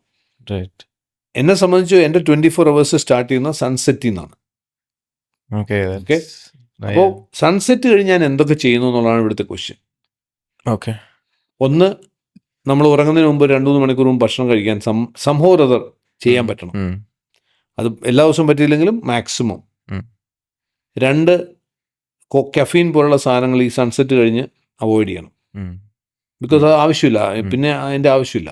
കാരണം ഈ സൺസെറ്റോട് കൂടി നമ്മുടെ ശരീരത്തിൽ മെലറ്റോണിൻ എന്ന് പറയുന്ന നമ്മളെ സ്ലീപ്പിലേക്ക് നയിക്കുന്ന ഹോർമോൺ ഉണ്ട്. ആ മെലറ്റോണിൻ്റെ ലെവൽ കൂടാൻ തുടങ്ങും. കോർട്ടിസോൺ എന്ന് പറയുന്നത് നമ്മളെ ലൈവായിട്ട് നിർത്തുന്ന ഹോർമോൺ താഴോട്ട് വരണം. അങ്ങനെയാണ് അതിൻ്റെ താളം. ഓക്കെ, സൺ റേസ് ചെയ്യുമ്പോൾ കോർട്ടിസോൺ ഉയരണം, മെലറ്റോണിൻ താഴണം. അതാണ് സിർക്കാഡിയൻ റിതം എന്ന് പറയുന്നത്. അപ്പോൾ ഇത് വരണം എന്നുണ്ടെങ്കിൽ അതിന് പറ്റുന്ന രീതിയിലുള്ള രീതിയായിരിക്കണം നമ്മൾ അഡോപ്റ്റ് ചെയ്യും. നമ്മുടെ ദിനചര്യ എങ്ങനെയായിരിക്കും. പിന്നെ രാത്രിയിൽ നമ്മൾ അനാവശ്യമായിട്ടുള്ള കാർബോഹൈഡ്രേറ്റ്, സ്വീറ്റ്സ് ഇതൊക്കെ കഴിക്കുന്നത് നമ്മൾ അവോയ്ഡ് ചെയ്യണം. രാത്രിയിൽ കഴിയുമെങ്കിൽ ഡെസേർട്ട്സ് കഴിക്കുകയും എൻ്റെ ഒപ്പീനിയനിൽ. ഇപ്പം അതിന് ഡിഫറൻസ് ഒപ്പീനിയൻ ഉണ്ടാവും, എങ്കിൽ പോലും ഞാൻ പറയാണ്. പിന്നെ നമ്മളെ സംബന്ധിച്ച് ഉറങ്ങുമ്പോൾ അതായത് ഒരു 1/2 hour എങ്കിലും നമ്മളുടെ കണ്ണുകൾക്ക് ബ്ലൂ ലൈറ്റിൽ നിന്ന് ഒരു എസ്കേപ്പ് കൊടുക്കണം. ബ്ലൂ ലൈറ്റ് എന്ന് ഉദ്ദേശിക്കുന്നത് നമ്മുടെ മൊബൈൽ സ്ക്രീൻ അല്ലെങ്കിൽ TV സ്ക്രീൻ. ഉറങ്ങുന്നതിന് 1/2 മണിക്കൂർ മുമ്പെങ്കിൽ ഈ സാധനം എടുത്ത് മാറ്റി വെക്കണം. പല ആൾക്കാർ ഇത് കണ്ടുകൊണ്ടാണ് ഉറങ്ങുന്നത്. അത് നമ്മുടെ റെറ്റിനയ്ക്ക് ഭയങ്കര സ്ട്രെയിനാണ്. അത് ഉറക്കമൊന്നുമല്ല, റെറ്റിന തളർന്നു പോയതാണ്. അതാണ് നമുക്ക് അന്ന് പിറ്റേ ദിവസം രാവിലെ ഉണരുമ്പോഴും ആരും എനർജിയും കാണില്ല. അത് മാറ്റി വെച്ചുകൊണ്ടൊന്നും സംഭവിക്കത്തില്ല. എന്തായാലും ഇവിടെ എനിക്ക് തോന്നുന്നു ഈ യുദ്ധമൊക്കെ നടക്കുന്ന സമയത്ത് ട്രംപൊക്കെ എനിക്ക് തോന്നുന്നു 1 മണിക്കൂറൊക്കെ മാറ്റി വെക്കുന്നുണ്ടാവും. നമുക്ക് പറ്റാത്തത് എന്തുകൊണ്ടാണെന്ന് എനിക്കറിയില്ല. വേണമെന്ന് വെച്ചാൽ സാധിക്കുന്ന കാര്യമുള്ളൂ, ഒന്നും സംഭവിക്കാൻ പോകുന്നില്ല. ദെൻ ഒരു 6 to 7 hours സ്ലീപ്പ് കിട്ടുന്നുള്ള എൻഷുർ ചെയ്യുക. അത് ക്വാളിറ്റി സ്ലീപ്പാണെന്നുള്ള എൻഷുർ ചെയ്യുക. രാവിലെ എണീറ്റ് കഴിഞ്ഞാൽ നമ്മളുടെ റുട്ടീൻസ്, പിന്നെ ഒരു റുട്ടീൻ എനിക്കെപ്പോഴും തോന്നാറുള്ളത്, ഏറ്റവും നന്നായിട്ട് തോന്നാറുള്ളത്, നമ്മൾ കിടക്കുന്നതിന് മുമ്പ് ഒരു 1-2 മിനിറ്റ് ഒന്ന് ബെഡിലിരുന്നിട്ട് ഇന്നത്തെ ഏറ്റവും നല്ല കാര്യങ്ങളെക്കുറിച്ചൊന്ന് മനസ്സിലേക്ക് കൊണ്ടൊന്ന് ഗ്രേറ്റ്ഫുൾനെസ് എക്സ്പീരിയൻസ് ചെയ്യുക. ഗ്രേറ്റ്ഫുൾനെസ് വളരെ ഇമ്പോർട്ടൻ്റ് ആണ്. ഒരാളുടെ ഒരു പോസിറ്റീവ് ഫ്യൂവലാണ് ഗ്രേറ്റ്ഫുൾനെസ്. അത് നിങ്ങൾക്ക് കണ്ടിന്യൂസ് ചെയ്യുന്ന ആൾക്കാർക്ക് അത് നന്നായിട്ട് അറിയാൻ പറ്റും. അല്ലെങ്കിൽ പലപ്പോഴും പല ആൾക്കാരും രാത്രി ഉറങ്ങാൻ പോകുന്നത് അത് ചെയ്യാൻ പറ്റില്ല, ഇത് ചെയ്യാൻ പറ്റില്ല, അത് നടന്നില്ല, എന്തൊരു ദിവസമായിരുന്നു പറയുന്നത്. അപ്പോൾ അത് actually you are training, you are telling your brain that you are A useless idiot. അങ്ങനെ ഒരാളാണ് പോയി കിടന്നുറങ്ങാൻ പോകുന്നതെങ്കിൽ ബ്രെയിൻ രാത്രി വർക്ക് ചെയ്യാൻ പോകുന്ന ആ രീതിയിലായിരിക്കും. സോ ഇതാണ് ഒരു ഈവനിങ് റുട്ടീൻ, അതുപോലെ സ്ലീപ്പ്, ഇത് രണ്ടും വളരെ ക്രൂഷ്യൽ ആയിട്ടുള്ള എലമെന്റ്സ് ആണ്. ചോദിച്ചാൽ ഒരു ഫാക്ടർ. രണ്ടാമത്തെ ഫാക്ടർ എന്താണെന്ന് വെച്ചാൽ how you start your day. Morning എങ്ങനെ നിങ്ങൾ സ്റ്റാർട്ട് ചെയ്യുന്നു. മോർണിംഗിൽ ശരിക്കും you have to prime your body, you have to prime your brain. ഇത് രണ്ടും ചെയ്തേ പറ്റൂ ഒരു പെർഫോം ചെയ്യണമെന്നുണ്ടെങ്കിൽ. എങ്ങനെ പ്രൈം ചെയ്യാന്ന് ചോദിച്ചാൽ, ഒന്ന് നിങ്ങളുടെ സ്റ്റാർട്ടിങ്ങിൽ എങ്ങനെയാണ് മോർണിംഗ് നിങ്ങൾ സ്റ്റാർട്ട് ചെയ്യുന്നത്. Normally the best way is may be take 2-3 glass of water. അതിനുശേഷം മേ ബി ഒരു ചെറിയ ഗ്യാപ്പിന് ശേഷം നിങ്ങൾക്ക് കോഫി, ടീ, എന്താണെന്ന് വെച്ചാൽ വാട്ട് എവർ ഇറ്റ് ഈസ്. ഞാൻ ചെയ്യാറുള്ളത്, ഞാൻ ബ്ലാക്ക് കോഫി വിത്ത് ഗീ ആണ്, നമ്മുടെ നാടൻ പശുവിൻ്റെ നെയ്യ്. It's a best thing which you can give to your brain. Black coffee you mix with ghee. അതെ, അത് ദ ബെസ്റ്റ് ആണ്. അതിൻ്റെ സയൻസ് പറയാൻ പോയി കഴിഞ്ഞാൽ വേണമെങ്കിൽ 1 മണിക്കൂർ അതിൻ്റെ മാത്രം ഒരു ക്ലാസ് എടുക്കാം. ഗട്ടിന് അത് ഏറ്റവും ബെസ്റ്റ് ആണ്. ഓ യാ, ഞാൻ 2017-18 ഇതിനെക്കുറിച്ച് മനസ്സിലാക്കിയ മുതൽ സ്റ്റാർട്ട് ചെയ്യുന്നതാണ്. അപ്പോൾ അതുകൊണ്ട് എനിക്കറിയാം, ഞാൻ എൻ്റെ ഓണസ്റ്റ്ലി എൻ്റെ 2010 എൻ്റെ എനർജിയെക്കാളും അറ്റ്ലീസ്റ്റ് 3 times മോർ എനർജി എനിക്ക് ഇന്നുണ്ട്. എനിക്ക് പേഴ്സണലി എക്സ്പീരിയൻസ് ചെയ്യാൻ പറ്റും. ഇതുപോലെ പല കാര്യങ്ങളും. ദെൻ ഇപ്പം മെഡിറ്റേഷനൊക്കെ ചെയ്യുന്ന ആൾക്കാരാണെങ്കിൽ ദാറ്റ്സ് എ ഗുഡ് പ്രൈമിങ്. ഒരു 20 minutes അത് നമുക്ക് ചെയ്യാവുന്നതാണ്. പിന്നെ definitely your body should move. Body is build four movement. നമ്മുടെ മൈറ്റോകോൺട്രിയെ കുറിച്ച് നേരത്തെ പറഞ്ഞല്ലോ. മൈറ്റോകോൺട്രിയൽ ഫംഗ്ഷൻ ഒക്കെ പ്രോപ്പർ ആണെങ്കിൽ ബോഡി മൂവ് ചെയ്തുകൊണ്ടിരിക്കണം. 10,000 സ്റ്റെപ്പ് ഒരു ദിവസം മൂവ് ചെയ്യണം ബോഡി. എവിടെയൊക്കെ ചാൻസ് കിട്ടുമോ ബോഡി മൂവ് ചെയ്യിക്കുക. ഇത് മനസ്സിലാക്കി കഴിഞ്ഞിട്ട് കോൺഷ്യസ് ആയി കഴിഞ്ഞാണല്ലോ ലൈഫ് വേറെ ലെവലാവും. എന്താണെന്നറിയോ, നമ്മൾ പല ആൾക്കാർ ഏറ്റവും കൂടുതൽ സ്ട്രെസ് അനുഭവിക്കുന്ന ഒരു പോയിന്റ് എന്ന് പറഞ്ഞാൽ, ഭക്ഷണം കഴിക്കാൻ റെസ്റ്റോറൻറ്റിൽ പോകുന്നു, പാർക്കിംഗ് കിട്ടുന്നില്ല. ഇപ്പോഴുള്ള മെയിൻ സ്ട്രെസ് അതാണ് അല്ലേ? ഞാൻ ആ സമയത്ത് ഏറ്റവും എക്സൈറ്റഡ് ആവും. കാരണം എത്ര ദൂരത്ത് പാർക്ക് ചെയ്യാവോ അത്രയും കൂടുതൽ സ്റ്റെപ്പ് എടുക്കാം, നടക്കാമല്ലേ. ശരിക്കും സത്യം പറഞ്ഞാൽ ഒരു മൈൻഡ് ഷിഫ്റ്റാണിത്. കാരണം ഞാനിപ്പോൾ എങ്ങനെയാണെന്ന് വെച്ചാൽ, ഞാൻ ഭക്ഷണം കഴിച്ചു കഴിഞ്ഞാൽ വീട്ടിലാണ് കഴിക്കുന്നതെങ്കിൽ പോലും ഞാൻ അതിന് ശേഷം മിനിമം 10 minute നടക്കും. സോ അപ്പം ഒരു റെസ്റ്റോറൻറ്റിൽ പോകുകയാണെന്നുണ്ടെങ്കിൽ അത്രയും ദൂരം ഇട്ട് കഴിഞ്ഞാൽ എന്തായാലും നടന്നല്ലേ പറ്റുള്ളൂ. So I feel that I have an opportunity to walk. അപ്പോൾ ആ സ്ട്രെസ്സും പോയി, വണ്ടി എവിടെയെങ്കിലും സമാധാനമുള്ളിടത്ത് കൊണ്ടിട്ടിട്ട് പോവാം. അപ്പോൾ ബേസിക്കലി ബോഡി ഷുഡ് മൂവ്. അതുകൊണ്ട് തന്നെ എക്സസൈസ് ഇസ് എ മസ്റ്റ്. ചെയ്യാവുന്ന എന്താണോ നമുക്ക് സ്യൂട്ടബിൾ ആയിട്ടുള്ള എക്സസൈസ് നമ്മൾ എല്ലാ ദിവസവും റെഗുലർ ആക്കുക. ഇത്രയും കാര്യം ചെയ്താൽ നമ്മളൊന്ന് നമ്മുടെ ബോഡിയും നമ്മുടെ മൈൻഡിനെയും ബ്രെയിനെയും ഒക്കെ ഒന്ന് പ്രൈം ചെയ്തു നമുക്ക് പറയാൻ പറ്റും. ഈവനിങ്ങും മോർണിംഗ് റുട്ടീൻസും. പിന്നുള്ളത് നിങ്ങളുടെ ഡേ അല്ലേ, അത് ഇത് രണ്ടും പ്രോപ്പർ ആണെന്നുണ്ടെങ്കിൽ ബാക്കിയുള്ളത് പൊക്കോളും, നേരെ പോകും. പിന്നെ എന്നെ സംബന്ധിച്ചിടത്തോളം I take a lot of supplements. ഞാൻ അതിന്നൊന്നുമല്ല, ഞാൻ ഇയർ 2000 മുതൽ സപ്ലിമെന്റ്സ് കഴിച്ചുകൊണ്ടിരിക്കുന്നതാണ്. ഇപ്പോൾ കുറെ കൂടെ ഞാൻ ജനറ്റിക് റിപ്പോർട്ടിനെയൊക്കെ ബേസ് ചെയ്ത് എനിക്ക് വേണ്ടത് മാത്രമാക്കി. പണ്ട് കുറേ അധികം കഴിക്കുമായിരുന്നു, ഇപ്പം എനിക്ക് വേണ്ടത് മാത്രം കുറച്ചുകൂടെ പേഴ്സണലൈസ് ചെയ്തതുകൊണ്ട് കുറെ കൂടെ റിസൾട്ട്. മോസ്റ്റ് കോമൺ ആയിട്ട് എല്ലാവരും യൂസ് ചെയ്യുന്ന അല്ലെങ്കിൽ യൂസ് ചെയ്യേണ്ട സപ്ലിമെന്റ്സ് ഏതൊക്കെയാണ്? നമ്മളുടെ ഭക്ഷണക്രമത്തിൽ നമുക്ക് കിട്ടേണ്ട സാധനങ്ങളാണല്ലോ ഈ സപ്ലിമെന്റ്സ് ആക്കേണ്ടി വരുന്നത്. അത് കിട്ടാതെ വരുമ്പോഴാണ്. കിട്ടാതെ വരുന്നത് എന്തുകൊണ്ടാണ്? ഒന്ന്, നമുക്ക് കൃത്യമായിട്ടുള്ള ഭക്ഷണം കിട്ടുന്നില്ല എന്ന് നമുക്കുള്ള തോന്നുന്ന സമയത്ത്. കൃത്യമായെന്ന് പറഞ്ഞാൽ അത്രയും variety of vegetables, variety of fruits, variety of fat, ഇതൊന്നും നമുക്ക് ഭക്ഷണത്തിൽ കൂടെ കിട്ടാനുള്ള സാവകാശവും സമയമൊന്നും ഇല്ലാർക്കും. ഒന്ന്. രണ്ട്, ഇനിയിപ്പോൾ അങ്ങനെ കഴിച്ചേക്കാന്ന് വെച്ചാൽ തന്നെ സോയിലിൽ പോലും ഇപ്പം ചില ആൾക്കാർ ചോദിക്കും വൈറ്റമിൻസും മിനറൽസും ഒക്കെ നമുക്ക് പ്ലാന്റിൽ നിന്ന് കിട്ടിയാൽ പോരെ. ഇവിടെ ഇഷ്യൂ ഈ അടുത്തിടയ്ക്ക് വന്ന റിപ്പോർട്ടുണ്ട്, മഗ്നീഷ്യം ഏറ്റവും നമുക്ക് ആവശ്യമുള്ള മിനറലാണ് മഗ്നീഷ്യം. 400 milligram ഒരു ദിവസം വേണം മഗ്നീഷ്യം. ഇത് ഏറ്റവും കൂടുതൽ കിട്ടുന്ന ഗ്രീൻ ലീഫി വെജിറ്റബിൾസിലാണ്. പിന്നെ ഏറ്റവും കൂടുതലുള്ള മുരിങ്ങയുടെ ലീഫിലാണ്. പക്ഷേ ഇപ്പോൾ ഏറ്റവും ലേറ്റസ്റ്റ് ആയിട്ട് വന്ന റിപ്പോർട്ട് കാണുന്നത് സോയിലിലെ മഗ്നീഷ്യം 58% ഡിപ്ലീറ്റ് ചെയ്തു. 10 വർഷം കൊണ്ട് 58% ഡിപ്ലീഷൻ മഗ്നീഷ്യം ഇൻ സോയിൽ. പ്ലാന്റിന് മഗ്നീഷ്യം ഉണ്ടാക്കാൻ പറ്റില്ല, സോയിലിൽ നിന്ന് എടുക്കാൻ പറ്റുള്ളൂ. ഇനിയിപ്പോൾ നമ്മൾ വിചാരിക്കുകയാണ് ഞാൻ മുരിങ്ങ ഇരുന്നോട് ജീവിക്കാന്ന് വെച്ചാൽ സ്റ്റിൽ യു ആർ ഡിപ്രൈവ്ഡ്. അപ്പം അങ്ങനെ വരുമ്പോൾ സപ്ലിമെന്റ്സ് എന്ന് പറയുന്നത് ഒരു കൈൻഡ് ഓഫ് മസ്റ്റായിട്ട് മാറുന്ന അവിടെയാണ്. ഇപ്പോൾ omega-3 ഫാറ്റി ആസിഡ്സ് മസ്റ്റാണ്. അതുകൊണ്ടാണല്ലോ കൊച്ചു കുഞ്ഞുങ്ങൾക്ക് ഈ പണ്ട് കോഡ് ലിവർ ഓയിലും ഫിഷ് ഓയിലും കൊടുത്തുകൊണ്ടിരുന്നത്. വലുതായി കഴിഞ്ഞപ്പോൾ നിങ്ങൾക്ക് ഒന്നും വേണ്ടതായി അല്ല. ശരിക്കും ആലോചിച്ച് നോക്കാം, അപ്പോഴാണ് നമ്മുടെ റിക്വയർമെന്റ് കൂടുന്നത്. സോ ബ്രെയിൻ ഫങ്ഷൻ ഏറ്റവും ഇമ്പോർട്ടൻ്റ് ആയിട്ടുള്ളതാണ് നമ്മളുടെ omega-3 ഫാറ്റി ആസിഡ്സ്. മസ്റ്റാണ്. മസ്റ്റ് എന്ന് പറഞ്ഞുകൊണ്ട് ഞാൻ ചോദിക്കുന്ന രണ്ടുമൂന്നാണ് ഞാൻ പറയുന്നത്. You have to take it every single day omega-3. കാരണം നമ്മുടെ നോർമൽ ഫുഡിൻ്റെ കൾച്ചറിൽ നോക്കുകയാണെങ്കിൽ omega-6 ആണ് നമുക്ക് എപ്പോഴും കൂടുതൽ കിട്ടുന്നത്. പ്രത്യേകിച്ചും സൺഫ്ലവർ ഓയിൽ എന്ന് പറയുന്ന ഭീകരൻ ഈ നാട്ടിൽ എന്ന് വന്നോ അന്ന് മുതലാണ് ഇവിടെ അസുഖങ്ങൾ തുടങ്ങിയത്. സൺഫ്ലവർ ഓയിൽ അല്ലെങ്കിൽ സീഡ് ഓയിൽ എന്ന് പറയുന്നത് ഫുൾ ഓഫ് omega-6 ആണ്. അത് പോളി അൺസാച്ചുറേറ്റഡ് ഫാറ്റി ആസിഡാണ്. ഞങ്ങളിവിടെ ഇപ്പോൾ 20,000 കൂടുതൽ ജനറ്റിക് ടെസ്റ്റ് ചെയ്തതിനകത്ത് ഗ്യാരണ്ടി ആയിട്ട് എനിക്ക് പറയാൻ പറ്റും ഒരു 75% ആൾക്കാരിലും പോളി അൺസാച്ചുറേറ്റഡ് ഫാറ്റി ആസിഡ് അവരുടെ കൊറോണറി ആർട്ടറി ഡിസീസിൻ്റെ ട്രിഗറാണ്. ഇവർ പോയിട്ട് എല്ലാ ദിവസവും രാവിലെ ഉച്ചയ്ക്കും സൺഫ്ലവർ ഓയിലും പൊറോട്ട കുറിച്ച് ആൾക്കാർ കളിയാക്കി തിരിച്ചും മറിച്ചും പറയുന്നുണ്ടല്ലോ. പൊറോട്ടയിലെ മൈദയേക്കാൾ പ്രശ്നം ഉണ്ടാക്കുന്നത് അതിനകത്ത് ഉപയോഗിക്കുന്ന ഓയിലാണ്. എത്ര തവണയാണ് ഓയിൽ ഒഴിക്കുന്നത് അതിനകത്തോട്ട്. അപ്പം വീട്ടിൽ പൊറോട്ട ഉണ്ടാക്കുകയാണെങ്കിൽ ഒന്ന് മാറ്റിയിട്ട് വേറെ എന്തെങ്കിലും ഓയിൽ ഒഴിച്ച് നോക്കുക. അപ്പം വ്യത്യാസം അറിയാൻ പറ്റും. ആരോഗ്യം കുറച്ചുകൂടി ബെറ്റർ ആവും. മൈദ കഴിക്കണം എന്നല്ല ഞാൻ പറഞ്ഞത്. സ്റ്റിൽ ഞാൻ പറയുമായിരുന്നു omega-3 വൈറ്റമിൻ സി എസെൻഷ്യലാണ്. എന്തുകൊണ്ട് എസെൻഷ്യൽ ആവുന്നത്? വൈറ്റമിൻ സി നമുക്ക് മനുഷ്യനും വവ്വാലുകൾക്കും ഹൊറാങ്കുട്ടാങ്ങിനും ശരീരത്തിൽ ഉണ്ടാക്കാൻ പറ്റില്ല. ബാക്കി എല്ലാ ആനിമലിനും അവരുടെ ശരീരത്തിൽ വൈറ്റമിൻ സി ഉണ്ടാക്കാനുള്ള കഴിവുണ്ട്, നമുക്കില്ല. അപ്പം നമ്മളത് ഭക്ഷണത്തിൽ കൂടെ കിട്ടിയേ പറ്റൂ. അപ്പോൾ എവിടുന്ന കിട്ടുക? സിട്രസ് ഫ്രൂട്ട്, ആംല, ഇതൊക്കെ വൈറ്റമിൻ സി റിച്ച് ആണ്. എല്ലാത്തിനും ഉണ്ട് വൈറ്റമിൻ സി കുറച്ചായിട്ട്. പക്ഷെ ആവശ്യം നമ്മൾ കഴിക്കുന്നുണ്ടോ? ഒരു 2-3 ഓറഞ്ചും ഒക്കെ കഴിച്ച് വളരെ അങ്ങനെ ഇരിക്കുകയാണെങ്കിൽ കുഴപ്പമില്ല. സോ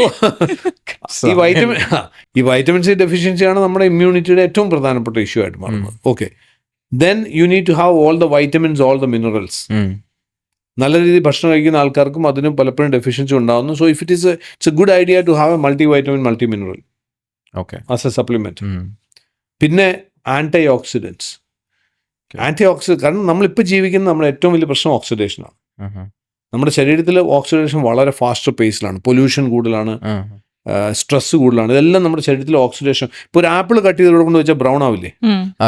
എന്തുകൊണ്ടാണ്? നമ്മുടെ അന്തരീക്ഷത്തിലുള്ള ഓക്സിജനെ ഓക്സിഡൈസ് ചെയ്തു. ഒരു ഇരുമ്പിന്റെ ഒരു ആണി എടുത്ത് പുറത്തോട്ട് തുരുമ്പ് പിടിക്കും. സെയിം വേ ഇതേ ഓക്സിജനാണ് നമ്മൾ ശ്വസിച്ച് കയറ്റുന്നത്. ഈ ഓക്സിജൻ നമ്മളെ ഓക്സിഡൈസ് ചെയ്യുന്നുണ്ടല്ലോ, ഡെഫിനറ്റ്ലി ഉണ്ട്. ഈ ഓക്സിഡേഷന് നമുക്ക് പ്രിവെന്റ് ചെയ്യണമെന്നുണ്ടെങ്കിൽ അല്ലെങ്കിൽ അതിനെ ന്യൂട്രലൈസ് ചെയ്യണമെങ്കിൽ ആന്റി ഓക്സിഡൻസ് വേണം. അപ്പോൾ ആന്റി ഓക്സിഡൻസ് എവിടുന്നാണ് കിട്ടുക? ആന്റി ഓക്സിഡൻസ് ഏറ്റവും എളുപ്പത്തിൽ കിട്ടുന്നത് ഫ്രൂട്ട്സ് ആണ്. നല്ല colourful fruits, original natural colour, blueberries, ഇതുപോലുള്ള ബെറീസിൽ. അതുപോലെ മിക്ക ഫ്രൂട്ട്സിനകത്തും കളേർഡ് പാർട്ടാണ് ശരിക്കും anti oxidants.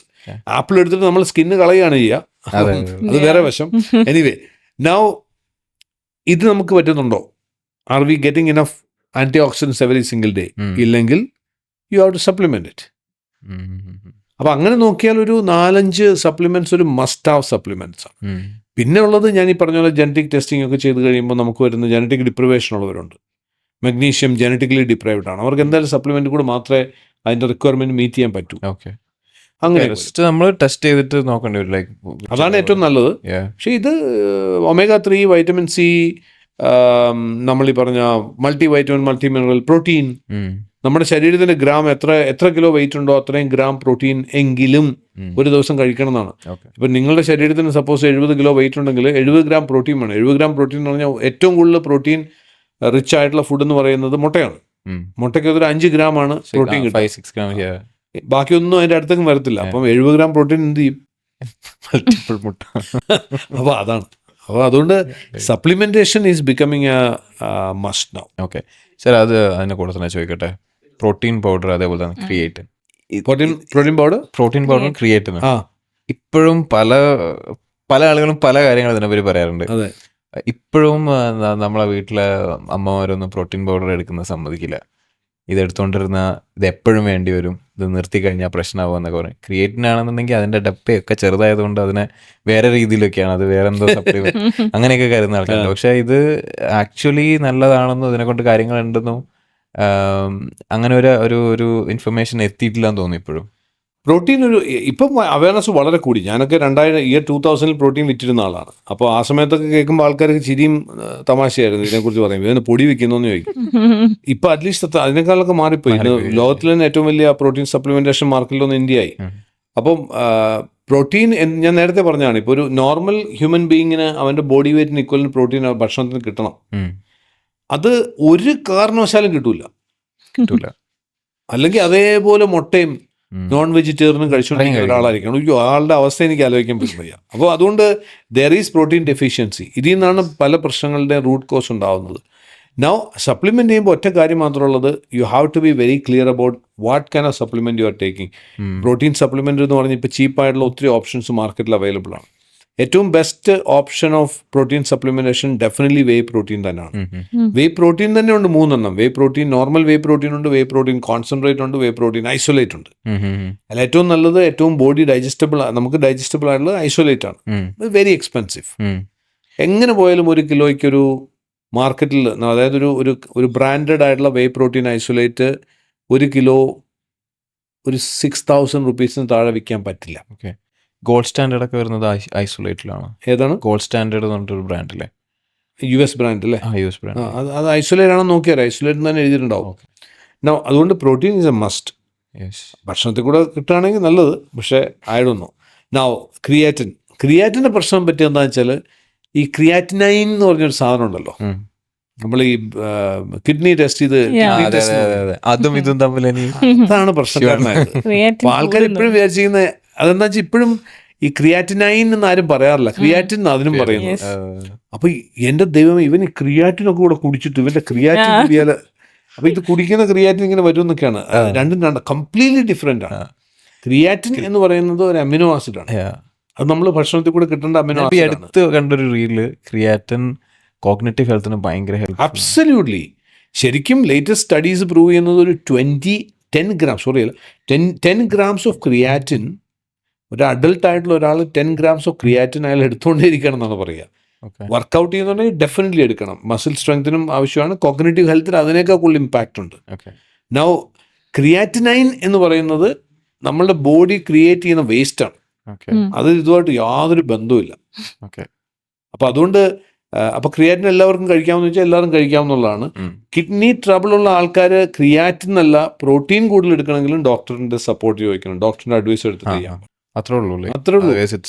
Creatine otherwise is a fantastic supplement. I think one of the must have supplements, especially performance സെക്ടറിലുള്ള ആൾക്കാർ നമ്മൾ റെക്കമെൻഡ് ചെയ്യാറുള്ള ഒരു മസ്റ്റ് ഹാവ് സപ്ലിമെന്റ് ആണ്. സോ നമ്മളെപ്പോഴും പറയാറില്ല സർവൈവൽ ഓഫ് ദ ഫിറ്റസ്റ്റ് എന്നുള്ളൊരു ടേം. ഈ ഫ്യൂച്ചറിലേക്ക് നോക്കുകയാണെങ്കിൽ ഈ പറയുന്ന പോലെ ലോങ്റ്റിവിറ്റി കൂടുന്നു, പിന്നെ പെർഫോമൻസ് എല്ലാവരും ഇമ്പ്രൂവ് ആവുന്നു. ഈ ഒരു അവസ്ഥയിൽ അവിടത്തെ ഒരു ചലഞ്ച് എന്തായിരിക്കും? ലൈക്ക് എല്ലാവരും ഫിറ്റാണ്, എല്ലാവരും പെർഫോമൻസ് ആണ്. അതെ, നല്ലതല്ലേ? പ്രത്യേകിച്ച് പണിയൊന്നും ഉണ്ടാവില്ല. സോ AI വരുമ്പോഴത്തേക്കും ജോലിയൊന്നും ഇനി ഉണ്ടാവില്ല. അപ്പോൾ ആൾക്കാർ വളരെ കൂടുതൽ കാലം ജീവിക്കും, ഇഷ്ടംപോലെ സമ്പത്ത് ലോകത്തുണ്ടാവും, ജോലി ചെയ്യേണ്ട ആവശ്യമില്ല. മനോഹരമായ അല്ല, കാര്യമായിട്ട് ഞാൻ പറഞ്ഞത് സംഭവിക്കാൻ പോകുന്നതാണ് ഞാൻ പറഞ്ഞത്. See, people will have lot of time. So what is going to happen? ഞാൻ കാണുന്നത് പഴയ ഒരു കാലം, അതായത് 1970-കളിലൊക്കെ എൻ്റെ കുഞ്ഞുനാളൊക്കെ ആയിരുന്ന സമയം, 70 എനിക്ക് ഓർമ്മയുണ്ടാവില്ല, ഒരു 80-കളുടെ തുടക്കം എടുത്ത് ആ ഒരു കാലത്തുണ്ടായിരുന്നൊരു നമ്മുടെ നാട്ടിൽ വൈകുന്നേരം ആകുമ്പോൾ നാട്ടിലെ വീട്ടുകാരെല്ലാം അവിടെ വന്നിരിക്കുക, വർത്താനം പറയുക, ചായ കുടിച്ച് പഴംപൊരിയൊക്കെ തിന്നിരിക്കുക. അത്തരത്തിലുള്ള കൂട്ടായ്മകൾ ഇനി ശക്തപ്പെടും. കമ്മ്യൂണിറ്റി ലിവിങ് വളരെ ശക്തിപ്പെടും ഇനിയുള്ള കാലത്ത്. ആളുകളപ്പോൾ കൂടുതൽ ലേസി ആവില്ല. ലേസി ആയിക്കോട്ടെ, ചെയ്യാനില്ലല്ലോ. അതുകൊണ്ട് പ്രത്യേക പ്രശ്നം എന്താ? നിങ്ങൾക്ക് നല്ലത് ജീവിക്കാന്നുണ്ടെങ്കിൽ ജോലി ചെയ്തേ അടങ്ങുന്ന പോലെ നിർബന്ധം വല്ലതും ഉണ്ടോ? അല്ല, ഈ ലേസി ആയിട്ട് ഇരിക്കുമ്പോൾ ഈ പ്രശ്നങ്ങളൊക്കെ പിന്നെ you will have lot of time, you will maintain in good health, കാരണം അതിനുള്ള ഓപ്ഷൻസ് ഇടയിലുണ്ട്. പിന്നെ നിങ്ങൾ ട്രാവൽ ചെയ്യും കൂടുതൽ, നിങ്ങൾ കൂടുതൽ നമ്മളുടെ സമാന ചിന്താഗതിയുള്ള ആൾക്കാരുമായിട്ട് ചേർന്ന് ലോകം ചുറ്റിക്കാണും. കാരണം നിങ്ങളുടെ പൈസ ഉണ്ട്, ഓക്കെ, സമയമുണ്ട്. സമയവും പൈസയും ഒരു വലിയ പ്രശ്നമാണല്ലോ. അതെ. അപ്പം അങ്ങനെ ആലോചിക്കുകയാണെങ്കിൽ I'm finding future very bright, very exciting. ഞാൻ പല ആൾക്കാരോടും പറയാറുള്ളൊരു കാര്യമുണ്ട്, ഒരു 10 വർഷം എങ്ങനെയെങ്കിലും പിടിച്ചു നിൽക്കണം കേട്ടോ, തട്ടിപ്പോരുത്. കാരണം after that there is N exciting time ahead. കാരണം അപ്പോഴത്തേക്കും വരാൻ പോകുന്ന ട്രാൻസിഷൻ ഇപ്പം എൻ്റെയൊക്കെ ജനറേഷനാണ് ഞാൻ വിശ്വസിക്കുന്ന ഏറ്റവും ലക്കി ജനറേഷൻ, നിങ്ങളുടെ ഒന്നും അല്ല. എന്തുകൊണ്ടാണെന്ന് വെച്ചാൽ ഞങ്ങൾ ആ ഒരു നോൺ ഡിജിറ്റൽ വേൾഡ് നന്നായിട്ട് എക്സ്പീരിയൻസ് ചെയ്ത ആൾക്കാർ, അത് നന്നായിട്ട് എൻജോയ് ചെയ്ത ആൾക്കാർ. ഡിജിറ്റൽ വേൾഡും നമുക്ക് എൻജോയ് ചെയ്യാൻ പറ്റി. രണ്ടും സാധിച്ചിട്ടുണ്ട്. ഇന്ന് വരുന്ന പല ജനറേഷനിലുള്ള ആൾക്കാരെ നോക്കുകയാണെങ്കിൽ അവർക്ക് നോൺ ഡിജിറ്റൽ എന്താന്ന് പോലും അറിയില്ല. അപ്പോൾ അങ്ങനെ നോക്കുമ്പോൾ അപ്പോൾ ഇനി വരുന്ന ഒരു പീരീഡ് എന്ന് പറയുന്നത് it's going to be very interesting. അപ്പോൾ ഇത്രയും ഇന്ന് നമ്മൾ പൈസ ഉണ്ടാക്കാനോ അല്ലെങ്കിൽ ഒരു ബിസിനസ് സക്സസ്ഫുൾ ആക്കാനോ എടുക്കുന്നിടത്തോളം സ്ട്രഗിൾ ഇനിയുള്ള കാലത്ത് വേണ്ടി ഉണ്ടാവില്ല. ഷുവറാണ്. യെസ്. അപ്പൊ ഇനി ഹോസ്പിറ്റൽസും അതുപോലെ കുറഞ്ഞ പെർഫോമൻസ് സെന്റേഴ്സ് കൂടുതലാവാനുള്ളൊരു സാധ്യത ഇപ്പൊ കാണുന്നുണ്ടോ? ഡെലോയിറ്റിന്റെ തന്നെ ഒരു റിപ്പോർട്ടുണ്ട്, ഫ്യൂച്ചർ ഓഫ് ഹെൽത്ത് എന്ന് പറഞ്ഞിട്ട്. അത് 2019 വന്ന റിപ്പോർട്ടാണ്. അപ്പൊ അതിൽ തന്നെ അവർ പറയുന്ന ഒരു പോയിന്റ് എന്താ വെച്ചാൽ 2019 വന്ന റിപ്പോർട്ടാന്ന് നോക്കണം. അതായത് കോവിഡിന് തൊട്ട് മുമ്പ്, അല്ലെ കോവിഡ് കഴിഞ്ഞു വന്നല്ല. സോ ഹെൽത്ത് കെയറിനകത്ത് ഒരു പാർട്ട് വെൽനസ് ആൻഡ് പ്രിവെൻഷൻ ആണ്, മറ്റൊരു പാർട്ട് ക്യൂറേഷൻ അല്ലെ ക്യൂറേഷൻ അല്ല ക്യൂറേറ്റീവ് ആണ്. What they're saying is preventive health is only contributing lesser than 20% of the healthcare industry 2019. By 2045, Okay. preventive health will contribute more than 60% of the entire healthcare industry. എന്ന് പറഞ്ഞാൽ അർത്ഥം ഇന്ന് നമ്മൾ ഈ കാണുന്ന സൂപ്പർ സ്പെഷ്യാലിറ്റി ഹോസ്പിറ്റലിൻ്റെ ഒക്കെ 65% പ്രിവെൻറ്റീവ് ഹെൽത്ത് ആൻഡ് വെൽനസ്സിലേക്ക് കോൺട്രിബ്യൂട്ട് ചെയ്യുന്ന അവസ്ഥയിലേക്ക് വരും. So people will go to that place for health. ഇപ്പം നമ്മൾ ശരിക്കും ആലോചിച്ച് നോക്കൂ, എനിക്ക് ഹെൽത്തി ആയിട്ട് ജീവിക്കണം, ഹൈ എനർജി ജീവിക്കണം, എനിക്ക് 100 വയസ്സിന് മുകളിൽ ജീവിക്കണം എന്നൊക്കെ ഒരാളുടെ ഗോൾ ഉണ്ടെങ്കിൽ, അങ്ങനെ ഒരു ലക്ഷ്യം ഉണ്ടെങ്കിൽ ആരുടെ അടുത്ത് പോകാനുണ്ട് ഇവർക്ക്? ഇപ്പം നമ്മൾ വി റൂട്ട്സ് ബയോഹാക്ക് സെൻ്റർ ഒക്കെ പോലുള്ള സംഭവങ്ങൾ ഇപ്പോൾ തുടങ്ങി വരുന്നേ ഉള്ളൂ. So people don't know where to go to. അസുഖം വന്നറിയാം ആരുടെ അടുത്ത് പോകണം, ഡോക്ടറെ അടുത്ത് ഹോസ്പിറ്റലിൽ പോകണം എന്നുള്ള അറിയാം. നൗ അങ്ങനെ ഒരു അറിവുണ്ടായി കഴിയുമ്പോൾ ഇതുപോലുള്ള സംഭവങ്ങളുണ്ട്, ഇങ്ങനെയുള്ള സെൻറ്ററുകളുണ്ട്, ഇങ്ങനെയുള്ള സെൻറ്ററുകളിൽ പോയി കഴിഞ്ഞാൽ നമുക്ക് ഇപ്പോൾ എൻ്റെ ഒരു ഗസ്റ്റായിട്ട് ഇവിടെ വന്നവർ, ഇപ്പം ഞാൻ അവരെ സെൻറ്റർ കാണിച്ചുകൊണ്ടിരുന്ന സമയത്ത് രണ്ട് നിങ്ങൾ കണ്ടു കാണോ, 2 ഫോറിനേഴ്സ് ഉണ്ട്. അതുപോലെ നമ്മുടെ കുറച്ച് ആൾക്കാർ അവരൊക്കെ ന്യൂട്രീഷണൽ IV ചെയ്തുകൊണ്ടിരിക്കുക. അപ്പോൾ എന്തോ ഇവർ കിടക്കുന്ന എന്താ കുത്തി കിടക്കുന്ന വല്ല അസുഖമുള്ള. അപ്പോൾ ന്യൂട്രീഷണൽ IV ആണ്. ന്യൂട്രീഷണൽ IV എന്ന് പറഞ്ഞാൽ ന്യൂട്രിയൻസ് IV ആയിട്ട് കൊടുക്കുകയാണ്. ഓക്കെ. സോ അവർക്ക് ആ ന്യൂട്രിയൻസിന് ഡെഫിഷ്യൻസി ഉണ്ട്, അവർ they have to travel now. അപ്പോൾ അവർക്ക് അത് IV ആയിട്ട് കൊടുക്കുകയാണ്, ഹൈ ഇൻറ്റൻസിറ്റി ഹൈ ഡോസേജിൽ. ആ ലെവലിലേക്ക് കാര്യങ്ങൾ മാറിക്കൊണ്ടിരിക്കുകയാണ്. അപ്പം ഇത് ഇന്നും ആർക്കും അറിയത്തില്ല ഇതൊന്നും.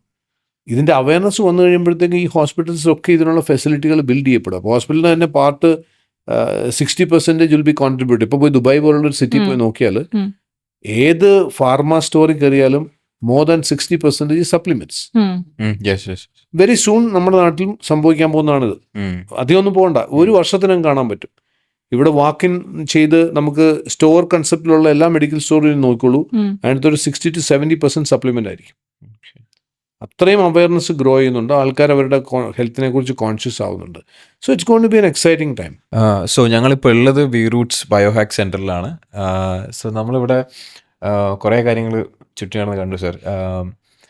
കുറേ കാര്യങ്ങളൊക്കെ എക്സൈറ്റിംഗ് ആണ്, കുറേ കാര്യങ്ങളൊന്നും മനസ്സിലായില്ല. സോ എന്താണ് സാറിന് ഇങ്ങനെ ഒരു സംരംഭത്തിലേക്ക്, ഇങ്ങനെ ഒരു ഐഡിയയിലേക്ക് കൊണ്ടുവന്നത്? How do you get into this? ഞാൻ നേരത്തെ പറഞ്ഞു, ഞാൻ വെൽനസ് ഇൻഡസ്ട്രി ആയിട്ട് 2000 മുതൽ കണക്റ്റഡ് ആണ് പലതരത്തിൽ. 2003-04 ഞാൻ കൂടെ പാർട്ടായിട്ടൊരു വെൽനസ് ക്ലിനിക്ക് സ്റ്റാർട്ട് ചെയ്തിരുന്നു. പക്ഷേ അവിടെയും സംഭവിച്ചതെന്ന് വെച്ചാൽ കൂടുതലും വെൽനസിനെ കുറിച്ചുള്ള അവയർനെസ് ഉണ്ടായിരുന്നില്ല. അപ്പോൾ കൂടുതൽ ആൾക്കാരും അസുഖം എന്നുള്ള പോയിന്റിൽ തന്നെയായിരുന്നു അതിനെ ഡീൽ ചെയ്തുകൊണ്ടിരുന്നത്. പക്ഷെ എൻ്റെ മനസ്സിലുണ്ടായിരുന്ന ഒരു കോൺസെപ്റ്റ് എന്ന് പറയുന്നത് there should be a place where people would love to come. മനസ്സിലായില്ലേ? ഹോസ്പിറ്റലിൽ ആർക്കെങ്കിലും ഇഷ്ടമുണ്ടോ പോകാൻ? ഇല്ല. എന്നാൽ സൺഡേ പ്രത്യേകിച്ച് പണിയൊന്നുമില്ല, എന്നാൽ പോയി MRI സ്കാൻ ചെയ്ത് ആരും പോകുന്നത് ഞാൻ കണ്ടിട്ടില്ല. അപ്പം പക്ഷേ ലോകത്തിലെ ഏറ്റവും വലിയ ഇൻഡസ്ട്രി ഹെൽത്ത് കെയർ ഇൻഡസ്ട്രിയാണ്. But the customer hate that industry അല്ലേ? എന്നിട്ടും അത് ലോകത്തിലെ ഏറ്റവും വലിയ ഇൻഡസ്ട്രിയാണ്. അങ്ങനെയാണെങ്കിൽ അതേ സ്പേസിൽ തന്നെ കസ്റ്റമേഴ്സിന് ഇഷ്ടപ്പെട്ട ആൾക്കാർക്ക് ഇഷ്ടപ്പെട്ട് പോകാൻ പറ്റുന്ന ഒരു സ്ഥലം ഉണ്ടെങ്കിൽ എങ്ങനെ ഉണ്ടാവും? ദാറ്റ് ഷുഡ് ബിക്കം നമ്പർ 1 അല്ലേ? അത് ഞാൻ പണ്ട് ഇപ്പോഴും 2005 മുതൽ പറഞ്ഞുകൊണ്ടിരിക്കുന്ന ഒരു സാധനമാണ്. ഈ 2016-17 ഞാൻ ഈ ലോഞ്ചിവിറ്റി റിലേറ്റഡ് ആയിട്ടുള്ള സ്റ്റഡീസും ഒക്കെ ആയിട്ട്, അതിന് മെയിൻ റീസൺ എൻ്റെ 50കളിലേക്ക് ഞാൻ അടുക്കുന്നു. എനിക്ക് എങ്ങനെ പോസ്റ്റ് 50s ഹയർ എനർജിയിൽ ജീവിക്കാം എന്നുള്ളതിനെ കുറിച്ച് കണ്ടെത്താനുള്ള ആ ശ്രമം മാത്രമാണ്, അല്ലാതെ വേറെ ഇത് റിസർച്ച് ചെയ്യണമെന്നുള്ള ആഗ്രഹത്തിൽ പോയൊന്നുമല്ല. പക്ഷെ അന്ന് മനസ്സിലാക്കിയ കാര്യങ്ങൾ എന്നെ സംബന്ധിച്ച് എൻ്റെ എല്ലാം വളരെ എക്സൈറ്റിംഗ് ആണ്. മെയിൻലി ഒന്ന്, ageing has to be treated as a disease. അതുകൊണ്ട് തന്നെ അതിനെ നമുക്ക് പ്രിവെൻറ്റ് ചെയ്യാം, അതിനെ റിവേഴ്സ് ചെയ്യാം, അതിനെ ക്യൂർ ചെയ്യാം. അത് ഞാൻ എൻ്റെ ജീവിതത്തിൽ കേട്ടുള്ള ഏറ്റവും വലിയ ഇൻഫർമേഷൻ ആയിരുന്നു. So then I started thinking that എങ്ങനെ ഇത് പോസിബിൾ ആണ്, എന്ത് ചെയ്യണം. ഞാൻ എന്നിൽ തന്നെ അതിനുള്ള പരിപാടികൾ ആരംഭിച്ചു. ബയോ ഹാക്കിംഗ് എന്ന് പറയുന്നത് അത് തന്നെയാണ്. എന്ന് പറയുമ്പോൾ ബയോ ഹാക്കിംഗ് എന്ന് പറയുമ്പോൾ എല്ലാ ആൾക്കാരുടെ ഉള്ളിലേക്കും കുറച്ച് എന്തൊക്കെയോ കുത്തിവെക്കുന്ന പോലെയൊക്കെ തോന്നും. അതൊക്കെ തോന്നൽ മാത്രമാണ്. It can be changing your diet plan, changing your fitness programme, എല്ലാം. ഇപ്പം നമ്മൾ DNA ഡീകോഡ് ചെയ്യുക, നമ്മളെക്കുറിച്ച് നമ്മൾ കൂടുതൽ മനസ്സിലാക്കുക, നമ്മളുടെ ഡേറ്റ എടുക്കുക. സോ അങ്ങനെ ഞാൻ ഒരു 2016-17 ഞാൻ ആ പ്രോസസ്സിനകത്തായിരുന്നു. Then I wrote this book the making of the superhuman എന്ന് പറഞ്ഞൊരു പുസ്തകം. അത് ഇതിനെയൊക്കെ ബേസ് ചെയ്ത് കമ്പയർ ചെയ്തതാണ്. അത് റിലീസ് ചെയ്ത് കഴിഞ്ഞപ്പോഴാണ് പല ആൾക്കാരും പറഞ്ഞു ഇത് പുസ്തകമാക്കി വെച്ചിട്ട് കാര്യമില്ല, എങ്ങനെയാണ് നമുക്കിത് പ്രാവർത്തികമാക്കാൻ പറ്റുക. അങ്ങനെയാണ് വി റൂട്ട്സ് 2019 സ്റ്റാർട്ട് ചെയ്യുന്നത്. സ്റ്റാർട്ട് ചെയ്യുമ്പോൾ നമ്മൾ ജനറ്റിക് ടെസ്റ്റിങ്ങും അതിനെ ബേസ് ചെയ്തുള്ള ഒരു ലൈഫ് സ്റ്റൈൽ മോഡിഫിക്കേഷൻ പ്രോഗ്രാമായിട്ടാണ് സ്റ്റാർട്ട് ചെയ്തത്. പിന്നീട് സപ്ലിമെന്റ്സ് വന്നു. Then we realise the importance of having A physical centre. കാരണം ആൾക്കാർക്ക് വരാനും എക്സ്പീരിയൻസ് ചെയ്യാനും അവർക്ക് ആ പ്രോസസ്സിൽ കൂടെ കടന്നു പോകാനും പറ്റണം. കാരണം സപ്ലിമെന്റ്സിന് അതിൻ്റെതായുള്ള അഡ്വാൻറ്റേജസ് ഉണ്ട്. ജനറ്റിക് ടെസ്റ്റിംഗ് എന്ന് പറയുന്ന ഇൻഫർമേഷൻ കിട്ടും. പക്ഷെ പല കാര്യങ്ങളും ആൾക്കാർക്ക് പറ്റുന്നത് അവർ when they are put into something. ഇപ്പോൾ ഒരു റെഡ് ലൈറ്റ് തെറാപ്പി കിട്ടുന്ന എഫക്റ്റ് എനിക്കൊരു സപ്ലിമെന്റ് കൂടെ കൊടുക്കാൻ പറ്റില്ല. അല്ലെങ്കിൽ ഒരു ഇൻഫ്രാറെഡ് സോണയിൽ നിങ്ങളിപ്പോൾ ഒരു 75 ഡിഗ്രി സെൻറ്റിഗ്രേഡിലോ ഇൻഫ്രാറെഡ് സോണയിൽ നിങ്ങൾ 30 മിനിറ്റ്സ് ഇരിക്കുമ്പോൾ നിങ്ങൾക്ക് കിട്ടുന്ന, നിങ്ങൾ എത്തുന്ന ഒരു ഫേസ് ഉണ്ട്, ഹോർമെസിസ് എന്ന് പറയും. എന്ന് പറയുമ്പോൾ നമ്മുടെ ബോഡി ഈസ് അണ്ടർ സിവിയർ സ്ട്രെസ്സിലേക്ക് മാറ്റുകയാണ് ചെയ്യുക. അവിടെ ശരിക്കും പറയുകയാണെന്നുണ്ടെങ്കിൽ സർവൈവൽ, നമ്മളുടെ ബോഡി സർവൈവലിന് വേണ്ടി നെക്സ്റ്റ് സ്റ്റേജ് എടുക്കുകയാണ്. That really creates A next level of longevity. നിങ്ങളുടെ റിവേഴ്സിങ് ഏജിങ് എന്നൊക്കെ പറയുന്നതിനകത്ത് വരുന്ന പ്രോസസ്സുകളാണ്. അപ്പോൾ അതിനെ ആ ഒരു പ്രോസസ്സിന്റെ എൻറ്റയറിറ്റി കൊണ്ടുവരണമെങ്കിൽ അതിന് പറ്റുന്ന എക്യുപ്മെന്റ്സും ടൂൾസും ഉണ്ടാവണം. അങ്ങനെയാണ് വി റൂട്ട്സ് ബയോഹാക്ക് സെന്റർ നമ്മൾ സ്റ്റാർട്ട് ചെയ്തത്. വി റൂട്ട്സ് ബയോഹാക്ക് സെന്ററിൽ ഡെഫിനറ്റ്ലി ഡോക്ടേഴ്സാണ് അത് മാനേജ് ചെയ്യുന്നത്, മെഡിക്കൽ ഡോക്ടേഴ്സാണ്. അപ്പോൾ അതുകൊണ്ട് തന്നെ ഓഫ് കോഴ്സ് ഒരാൾ പെർഫോമൻസ് എൻഹാൻസ് ചെയ്യണം എന്നുള്ള ഒബ്ജക്റ്റീവിലാണ് വരുന്നെങ്കിൽ പോലും അവർക്ക് ഓൾറെഡി ഒരു ലൈഫ് സ്റ്റൈൽ ഡിസീസ് ഉണ്ടെങ്കിൽ അത് ആദ്യം റിവേഴ്സ് ചെയ്യണമല്ലോ. ബിക്കോസ് ഏത് ലൈഫ് സ്റ്റൈൽ ഡിസീസും നിങ്ങളുടെ പെർഫോമൻസിനെ ബാധിക്കുന്നതാണ്. So it has to be reverse first. അപ്പോൾ അങ്ങനെ എന്തെങ്കിലും ഡിസീസ് ഉള്ള ആൾക്കാരാണെങ്കിൽ അവരുടെ ലൈഫ് സ്റ്റൈൽ ആ ഡിസീസ് റിവേഴ്സൽ, ദെൻ അവരുടെ ഒരു ലോഞ്ചിവിറ്റി പ്രോട്ടോകോൾ ക്രിയേറ്റ് ചെയ്യുക എന്നുള്ളതാണ്. ഇപ്പം ഇവിടെ നിങ്ങൾ കണ്ട എക്യുപ്മെന്റ്സ് പലതും പൈസ ഉള്ളവർക്ക് വാങ്ങിച്ചു വെക്കാമെന്ന് മാത്രമേ ഉള്ളൂ. ഒരു സെന്റർ സ്റ്റാർട്ട് ചെയ്യാൻ അത്ര പ്രയാസമൊന്നുമില്ല. പല ആൾക്കാരും നമ്മുടെ ഇവിടെ വന്ന് കണ്ടിട്ട് പോയിട്ട് സെന്റർ അതേപോലെയൊക്കെ തുടങ്ങി നോക്കിയവരൊക്കെ ഉണ്ട്. പക്ഷേ അത് പ്രോട്ടോകോൾസ് എന്ന് പറയും. അതായത് ഇപ്പം ഒരു ലോഞ്ചിവിറ്റി റിലേറ്റഡ് ആയിട്ടുള്ള പ്രോട്ടോകോൾസ് ഉണ്ട്. ഇപ്പം ഞങ്ങളിപ്പോൾ കഴിഞ്ഞൊരു 1 month ആയിട്ട് ഇവിടെ US ഒരു കപ്പിളുണ്ട്. അവർ അടുത്ത് താമസിച്ചിട്ട് ഇവിടെ എല്ലാ ദിവസവും വന്നു പോയാണ്. അവർ April 23 വരെ ഉണ്ട് ഇവിടെ. അവരുടെ ഉദ്ദേശം എന്ന് പറഞ്ഞാൽ ഹീസ് 78, ആ ലേഡി 75 ആണ്. അവർക്കൊരു 120-125 വയസ്സ് വരെ ആരോഗ്യത്തോടെ ജീവിക്കണം. അതാണ് ഒബ്ജക്റ്റീവ്. അതിനുവേണ്ടി വന്നതാണ്. സോ അതിന് പറ്റുന്ന രീതിയിലുള്ള ആദ്യം അവരുടെ അസസ്മെന്റുകളൊക്കെ ചെയ്ത് അതിന് പറ്റുന്ന രീതിയിലുള്ള ഒരു പ്രോട്ടോകോളിലൂടെ അവരെ കടത്തി വിട്ടുകൊണ്ടിരിക്കും. നൗ അവരെന്തുകൊണ്ട് ഇവിടെ വന്നതെന്ന് ചോദിച്ചാൽ ഇതേ സംഭവം US ചെയ്യണമെങ്കിൽ ഇതിന്റെ ഏകദേശം 20 times കോസ്റ്റ് വരും. അവിടെ ഇതുപോലുള്ള സെന്റേഴ്സ് ഉണ്ട്. So do you think the health tourism may become a bigger industry here? Already ആണ്. പക്ഷെ അതും ക്യൂറേറ്റീവ് ലെവലിൽ ഇപ്പോൾ പോയിക്കൊണ്ടിരിക്കുന്നത്. ആൾക്കാർ വരുന്നൊക്കെ എന്തെങ്കിലും അസുഖം, ഇപ്പോൾ ഒരു അസുഖത്തിന്റെ ട്രീറ്റ്മെന്റിന് ഇന്ത്യയിൽ പോവുകയാണെങ്കിൽ കുറെ കൂടെ ചീപ്പാന്നുള്ളതാണ്. അത് മാറണം.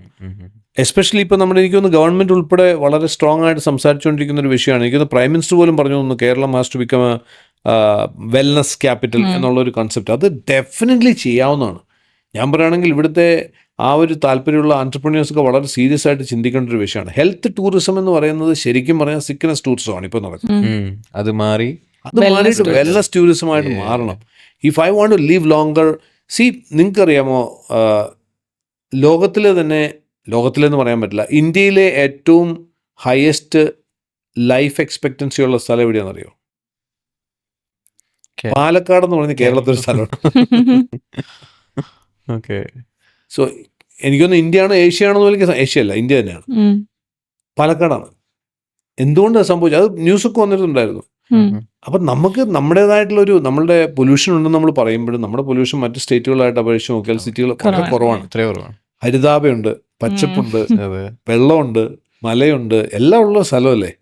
അപ്പം I think this has to emerge as that kind of level. അപ്പം നമ്മൾ ഈ സെൻറ്റർ സ്റ്റാർട്ട് ചെയ്ത പോലെ നമ്മുടെ മനസ്സിലുള്ള ഡ്രീം എന്ന് പറയുന്നത് this is a place where people should come. ഡിസീസുകളുള്ള ആൾക്കാർക്ക് അത് റിവേഴ്സ് ചെയ്യാൻ സാധിക്കണം.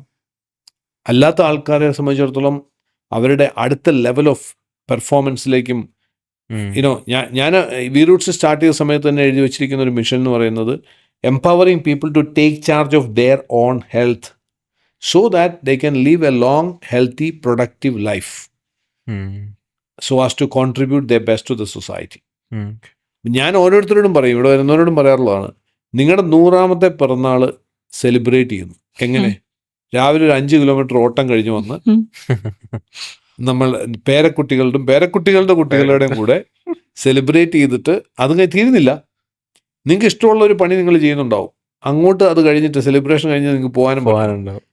അത് ഡ്രീം ചെയ്യാൻ പറ്റുന്ന ആൾക്കാരെയാണ് ഞാൻ ആക്ച്വലി വി റൂട്ട്സ് ബയോഹാക്ക് സെൻറ്ററിൽ എക്സ്പെക്ട് ചെയ്യുന്നത്, സത്യം പറഞ്ഞാൽ. അല്ലെങ്കിൽ ഡ്രീം ചെയ്യാനുള്ള കപ്പാസിറ്റികളുള്ളവർ എന്ന് വെച്ചാൽ എനിക്ക് ആവശ്യമാണ്, അല്ലാതെ എത്രയൊക്കെ ഉള്ളത് കൂടുതൽ. ഒറ്റ കാര്യമായിട്ട് ചോദിക്കട്ടെ, ഇതിൽ ആയുർവേദം എവിടെയെങ്കിലും സാർ കാണുന്നുണ്ടോ? ആയുർവേദമാണ് ശരിക്കും ലോഞ്ചിവിറ്റി സയൻസിലെ കോർ. ആയുർവേദമാണ് കോർ എന്നല്ല ഞാൻ പറയുക, അതാണ് ഏറ്റവും ഏൻഷ്യൻ്റ് ആയിട്ടുള്ള ലോഞ്ചിവിറ്റിയിലെ ആദ്യം ലോഞ്ചിവിറ്റിയെക്കുറിച്ച് സംസാരിക്കുന്ന ആയുർവേദമാണ്.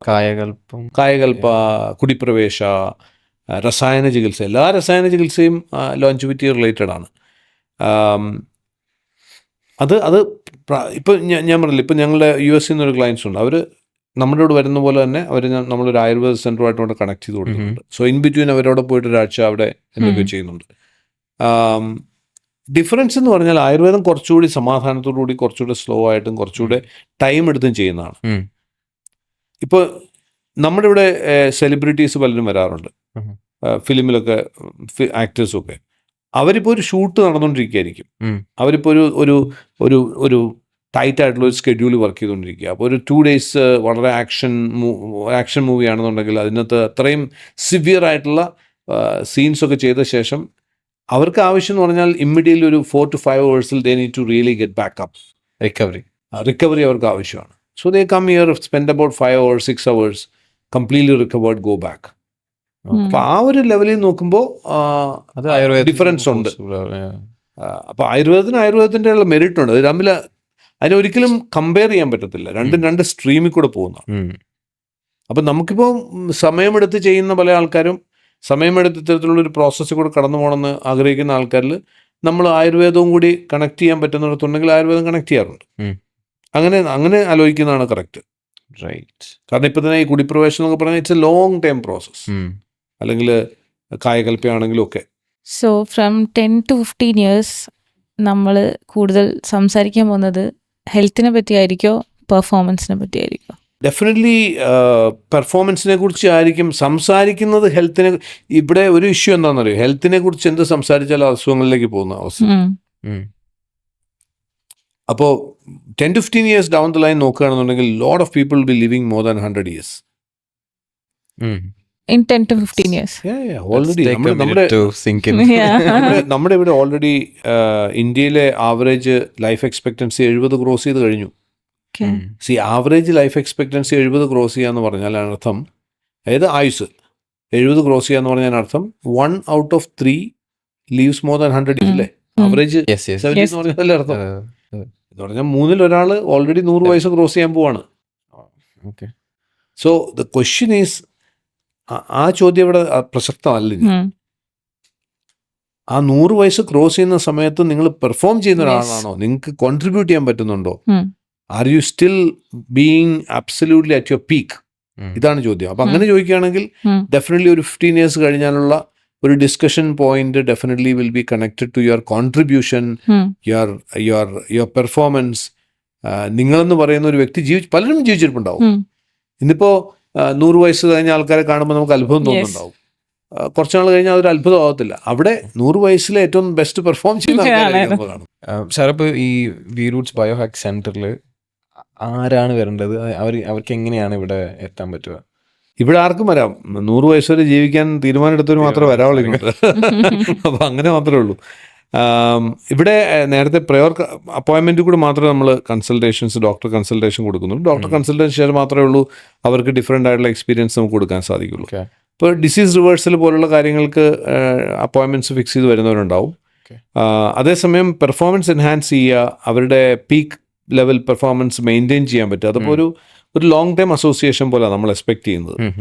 അപ്പോൾ അവിടെ നമ്മളിപ്പോൾ ചെയ്തുകൊണ്ടിരിക്കുന്നത് വെച്ചാൽ we have a biohack club. Biohack club എന്ന് പറഞ്ഞാൽ ഒരു എക്സ്ക്ലൂസീവ് ക്ലബ്ബാണ്. എല്ലാ ആൾക്കാർക്കും നമ്മൾ മെമ്പർഷിപ്പ് കൊടുക്കുന്നില്ല. അത് ഒരു ലിമിറ്റഡ് നമ്പർ ഓഫ് ആൾക്കാരെ മാത്രം ഉദ്ദേശിച്ചുള്ള ഒരു എക്സ്ക്ലൂസീവ് ക്ലബ്ബാണ്. ഏജ് ലിമിറ്റ് എന്നേക്കാൾ കൂടുതൽ നമ്മൾ നോക്കുന്നത് how much committed they can be to the programme. അതാണ് ഏറ്റവും ഇമ്പോർട്ടൻ്റ് ആയിട്ടുള്ള കാര്യം. അപ്പോൾ അതിൽ ചെയ്യുന്നതെന്ന് വെച്ചാൽ ഒരു വർഷത്തേക്ക് നമ്മൾ it's almost like we manage your health.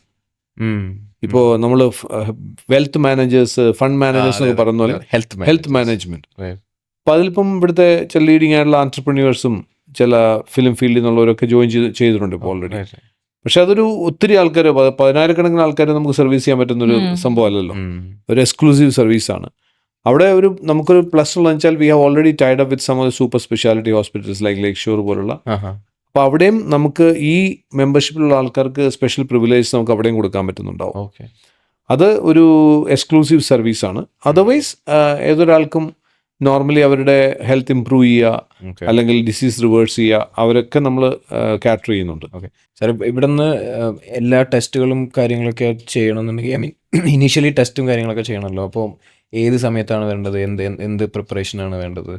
ഇവിടുത്തെ ഫോൺ നമ്പറിൽ കോൺടാക്ട് ചെയ്തിട്ട് അപ്പോയിൻമെൻറ്റ് ഫിക്സ് കഴിഞ്ഞാൽ ആർക്കും വരാൻ പറ്റും. There is absolutely no problem. Doctor consultation. പിന്നെ ഞാൻ നേരത്തെ പറഞ്ഞ if you are planning to have a long time association, we always would love to have ഒരു മെമ്പർഷിപ്പ് പ്രോഗ്രാമിൽ ബയോഹാക്ക് ക്ലബിലേക്ക് നമ്മൾ ഇൻവൈറ്റ് ചെയ്യും. ബയോഹാക്ക് ക്ലബിൽ we take care of their entire health. അപ്പോൾ അത് ലൈക്ക് എൻഡ് ടു എൻഡ് അവർ worry ചെയ്യേണ്ട ആവശ്യമില്ല. ഇവിടെ ഇടയ്ക്കിടയ്ക്ക് ഫോളോ അപ്പ് കോൾ പോകുന്നുണ്ടാവും. നമ്മൾ അതിനുവേണ്ടി അവരുടെ ഒരു ഹെൽത്ത് മാനേജർ ഇവിടെ ഉണ്ടാവും. ഒരു വേറെ ആരും ചെയ്യാത്ത ഒരു എക്സ്ക്ലൂസീവ് സർവീസാണ്, ഒരു ഹെൽത്ത് കോൺസിയർജ് സർവീസാണ്. Okay, so can we expect rise up പോലെ തന്നെ ബയോഹാക്ക് റിലേറ്റഡ് ആയിട്ടുള്ള ഒരു വലിയൊരു ഇവന്റ് എക്സ്പെക്ട് ചെയ്യാൻ പറ്റും? നമുക്ക് ചെയ്യണം, അതാണ് നമ്മൾ. സോ നമ്മൾ ലാസ്റ്റ് ടൈം എപ്പിസോഡ് ചെയ്തിരുന്നു. അതിന് വളരെ നല്ല ഫീഡ്ബാക്കാണ് നമുക്ക് ലഭിച്ചത്.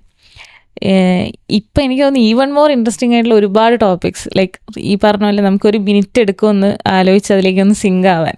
I think we should do this in every 6 months. പുതിയ കുറേ കാര്യങ്ങൾ നമുക്ക് പഠിക്കാൻ.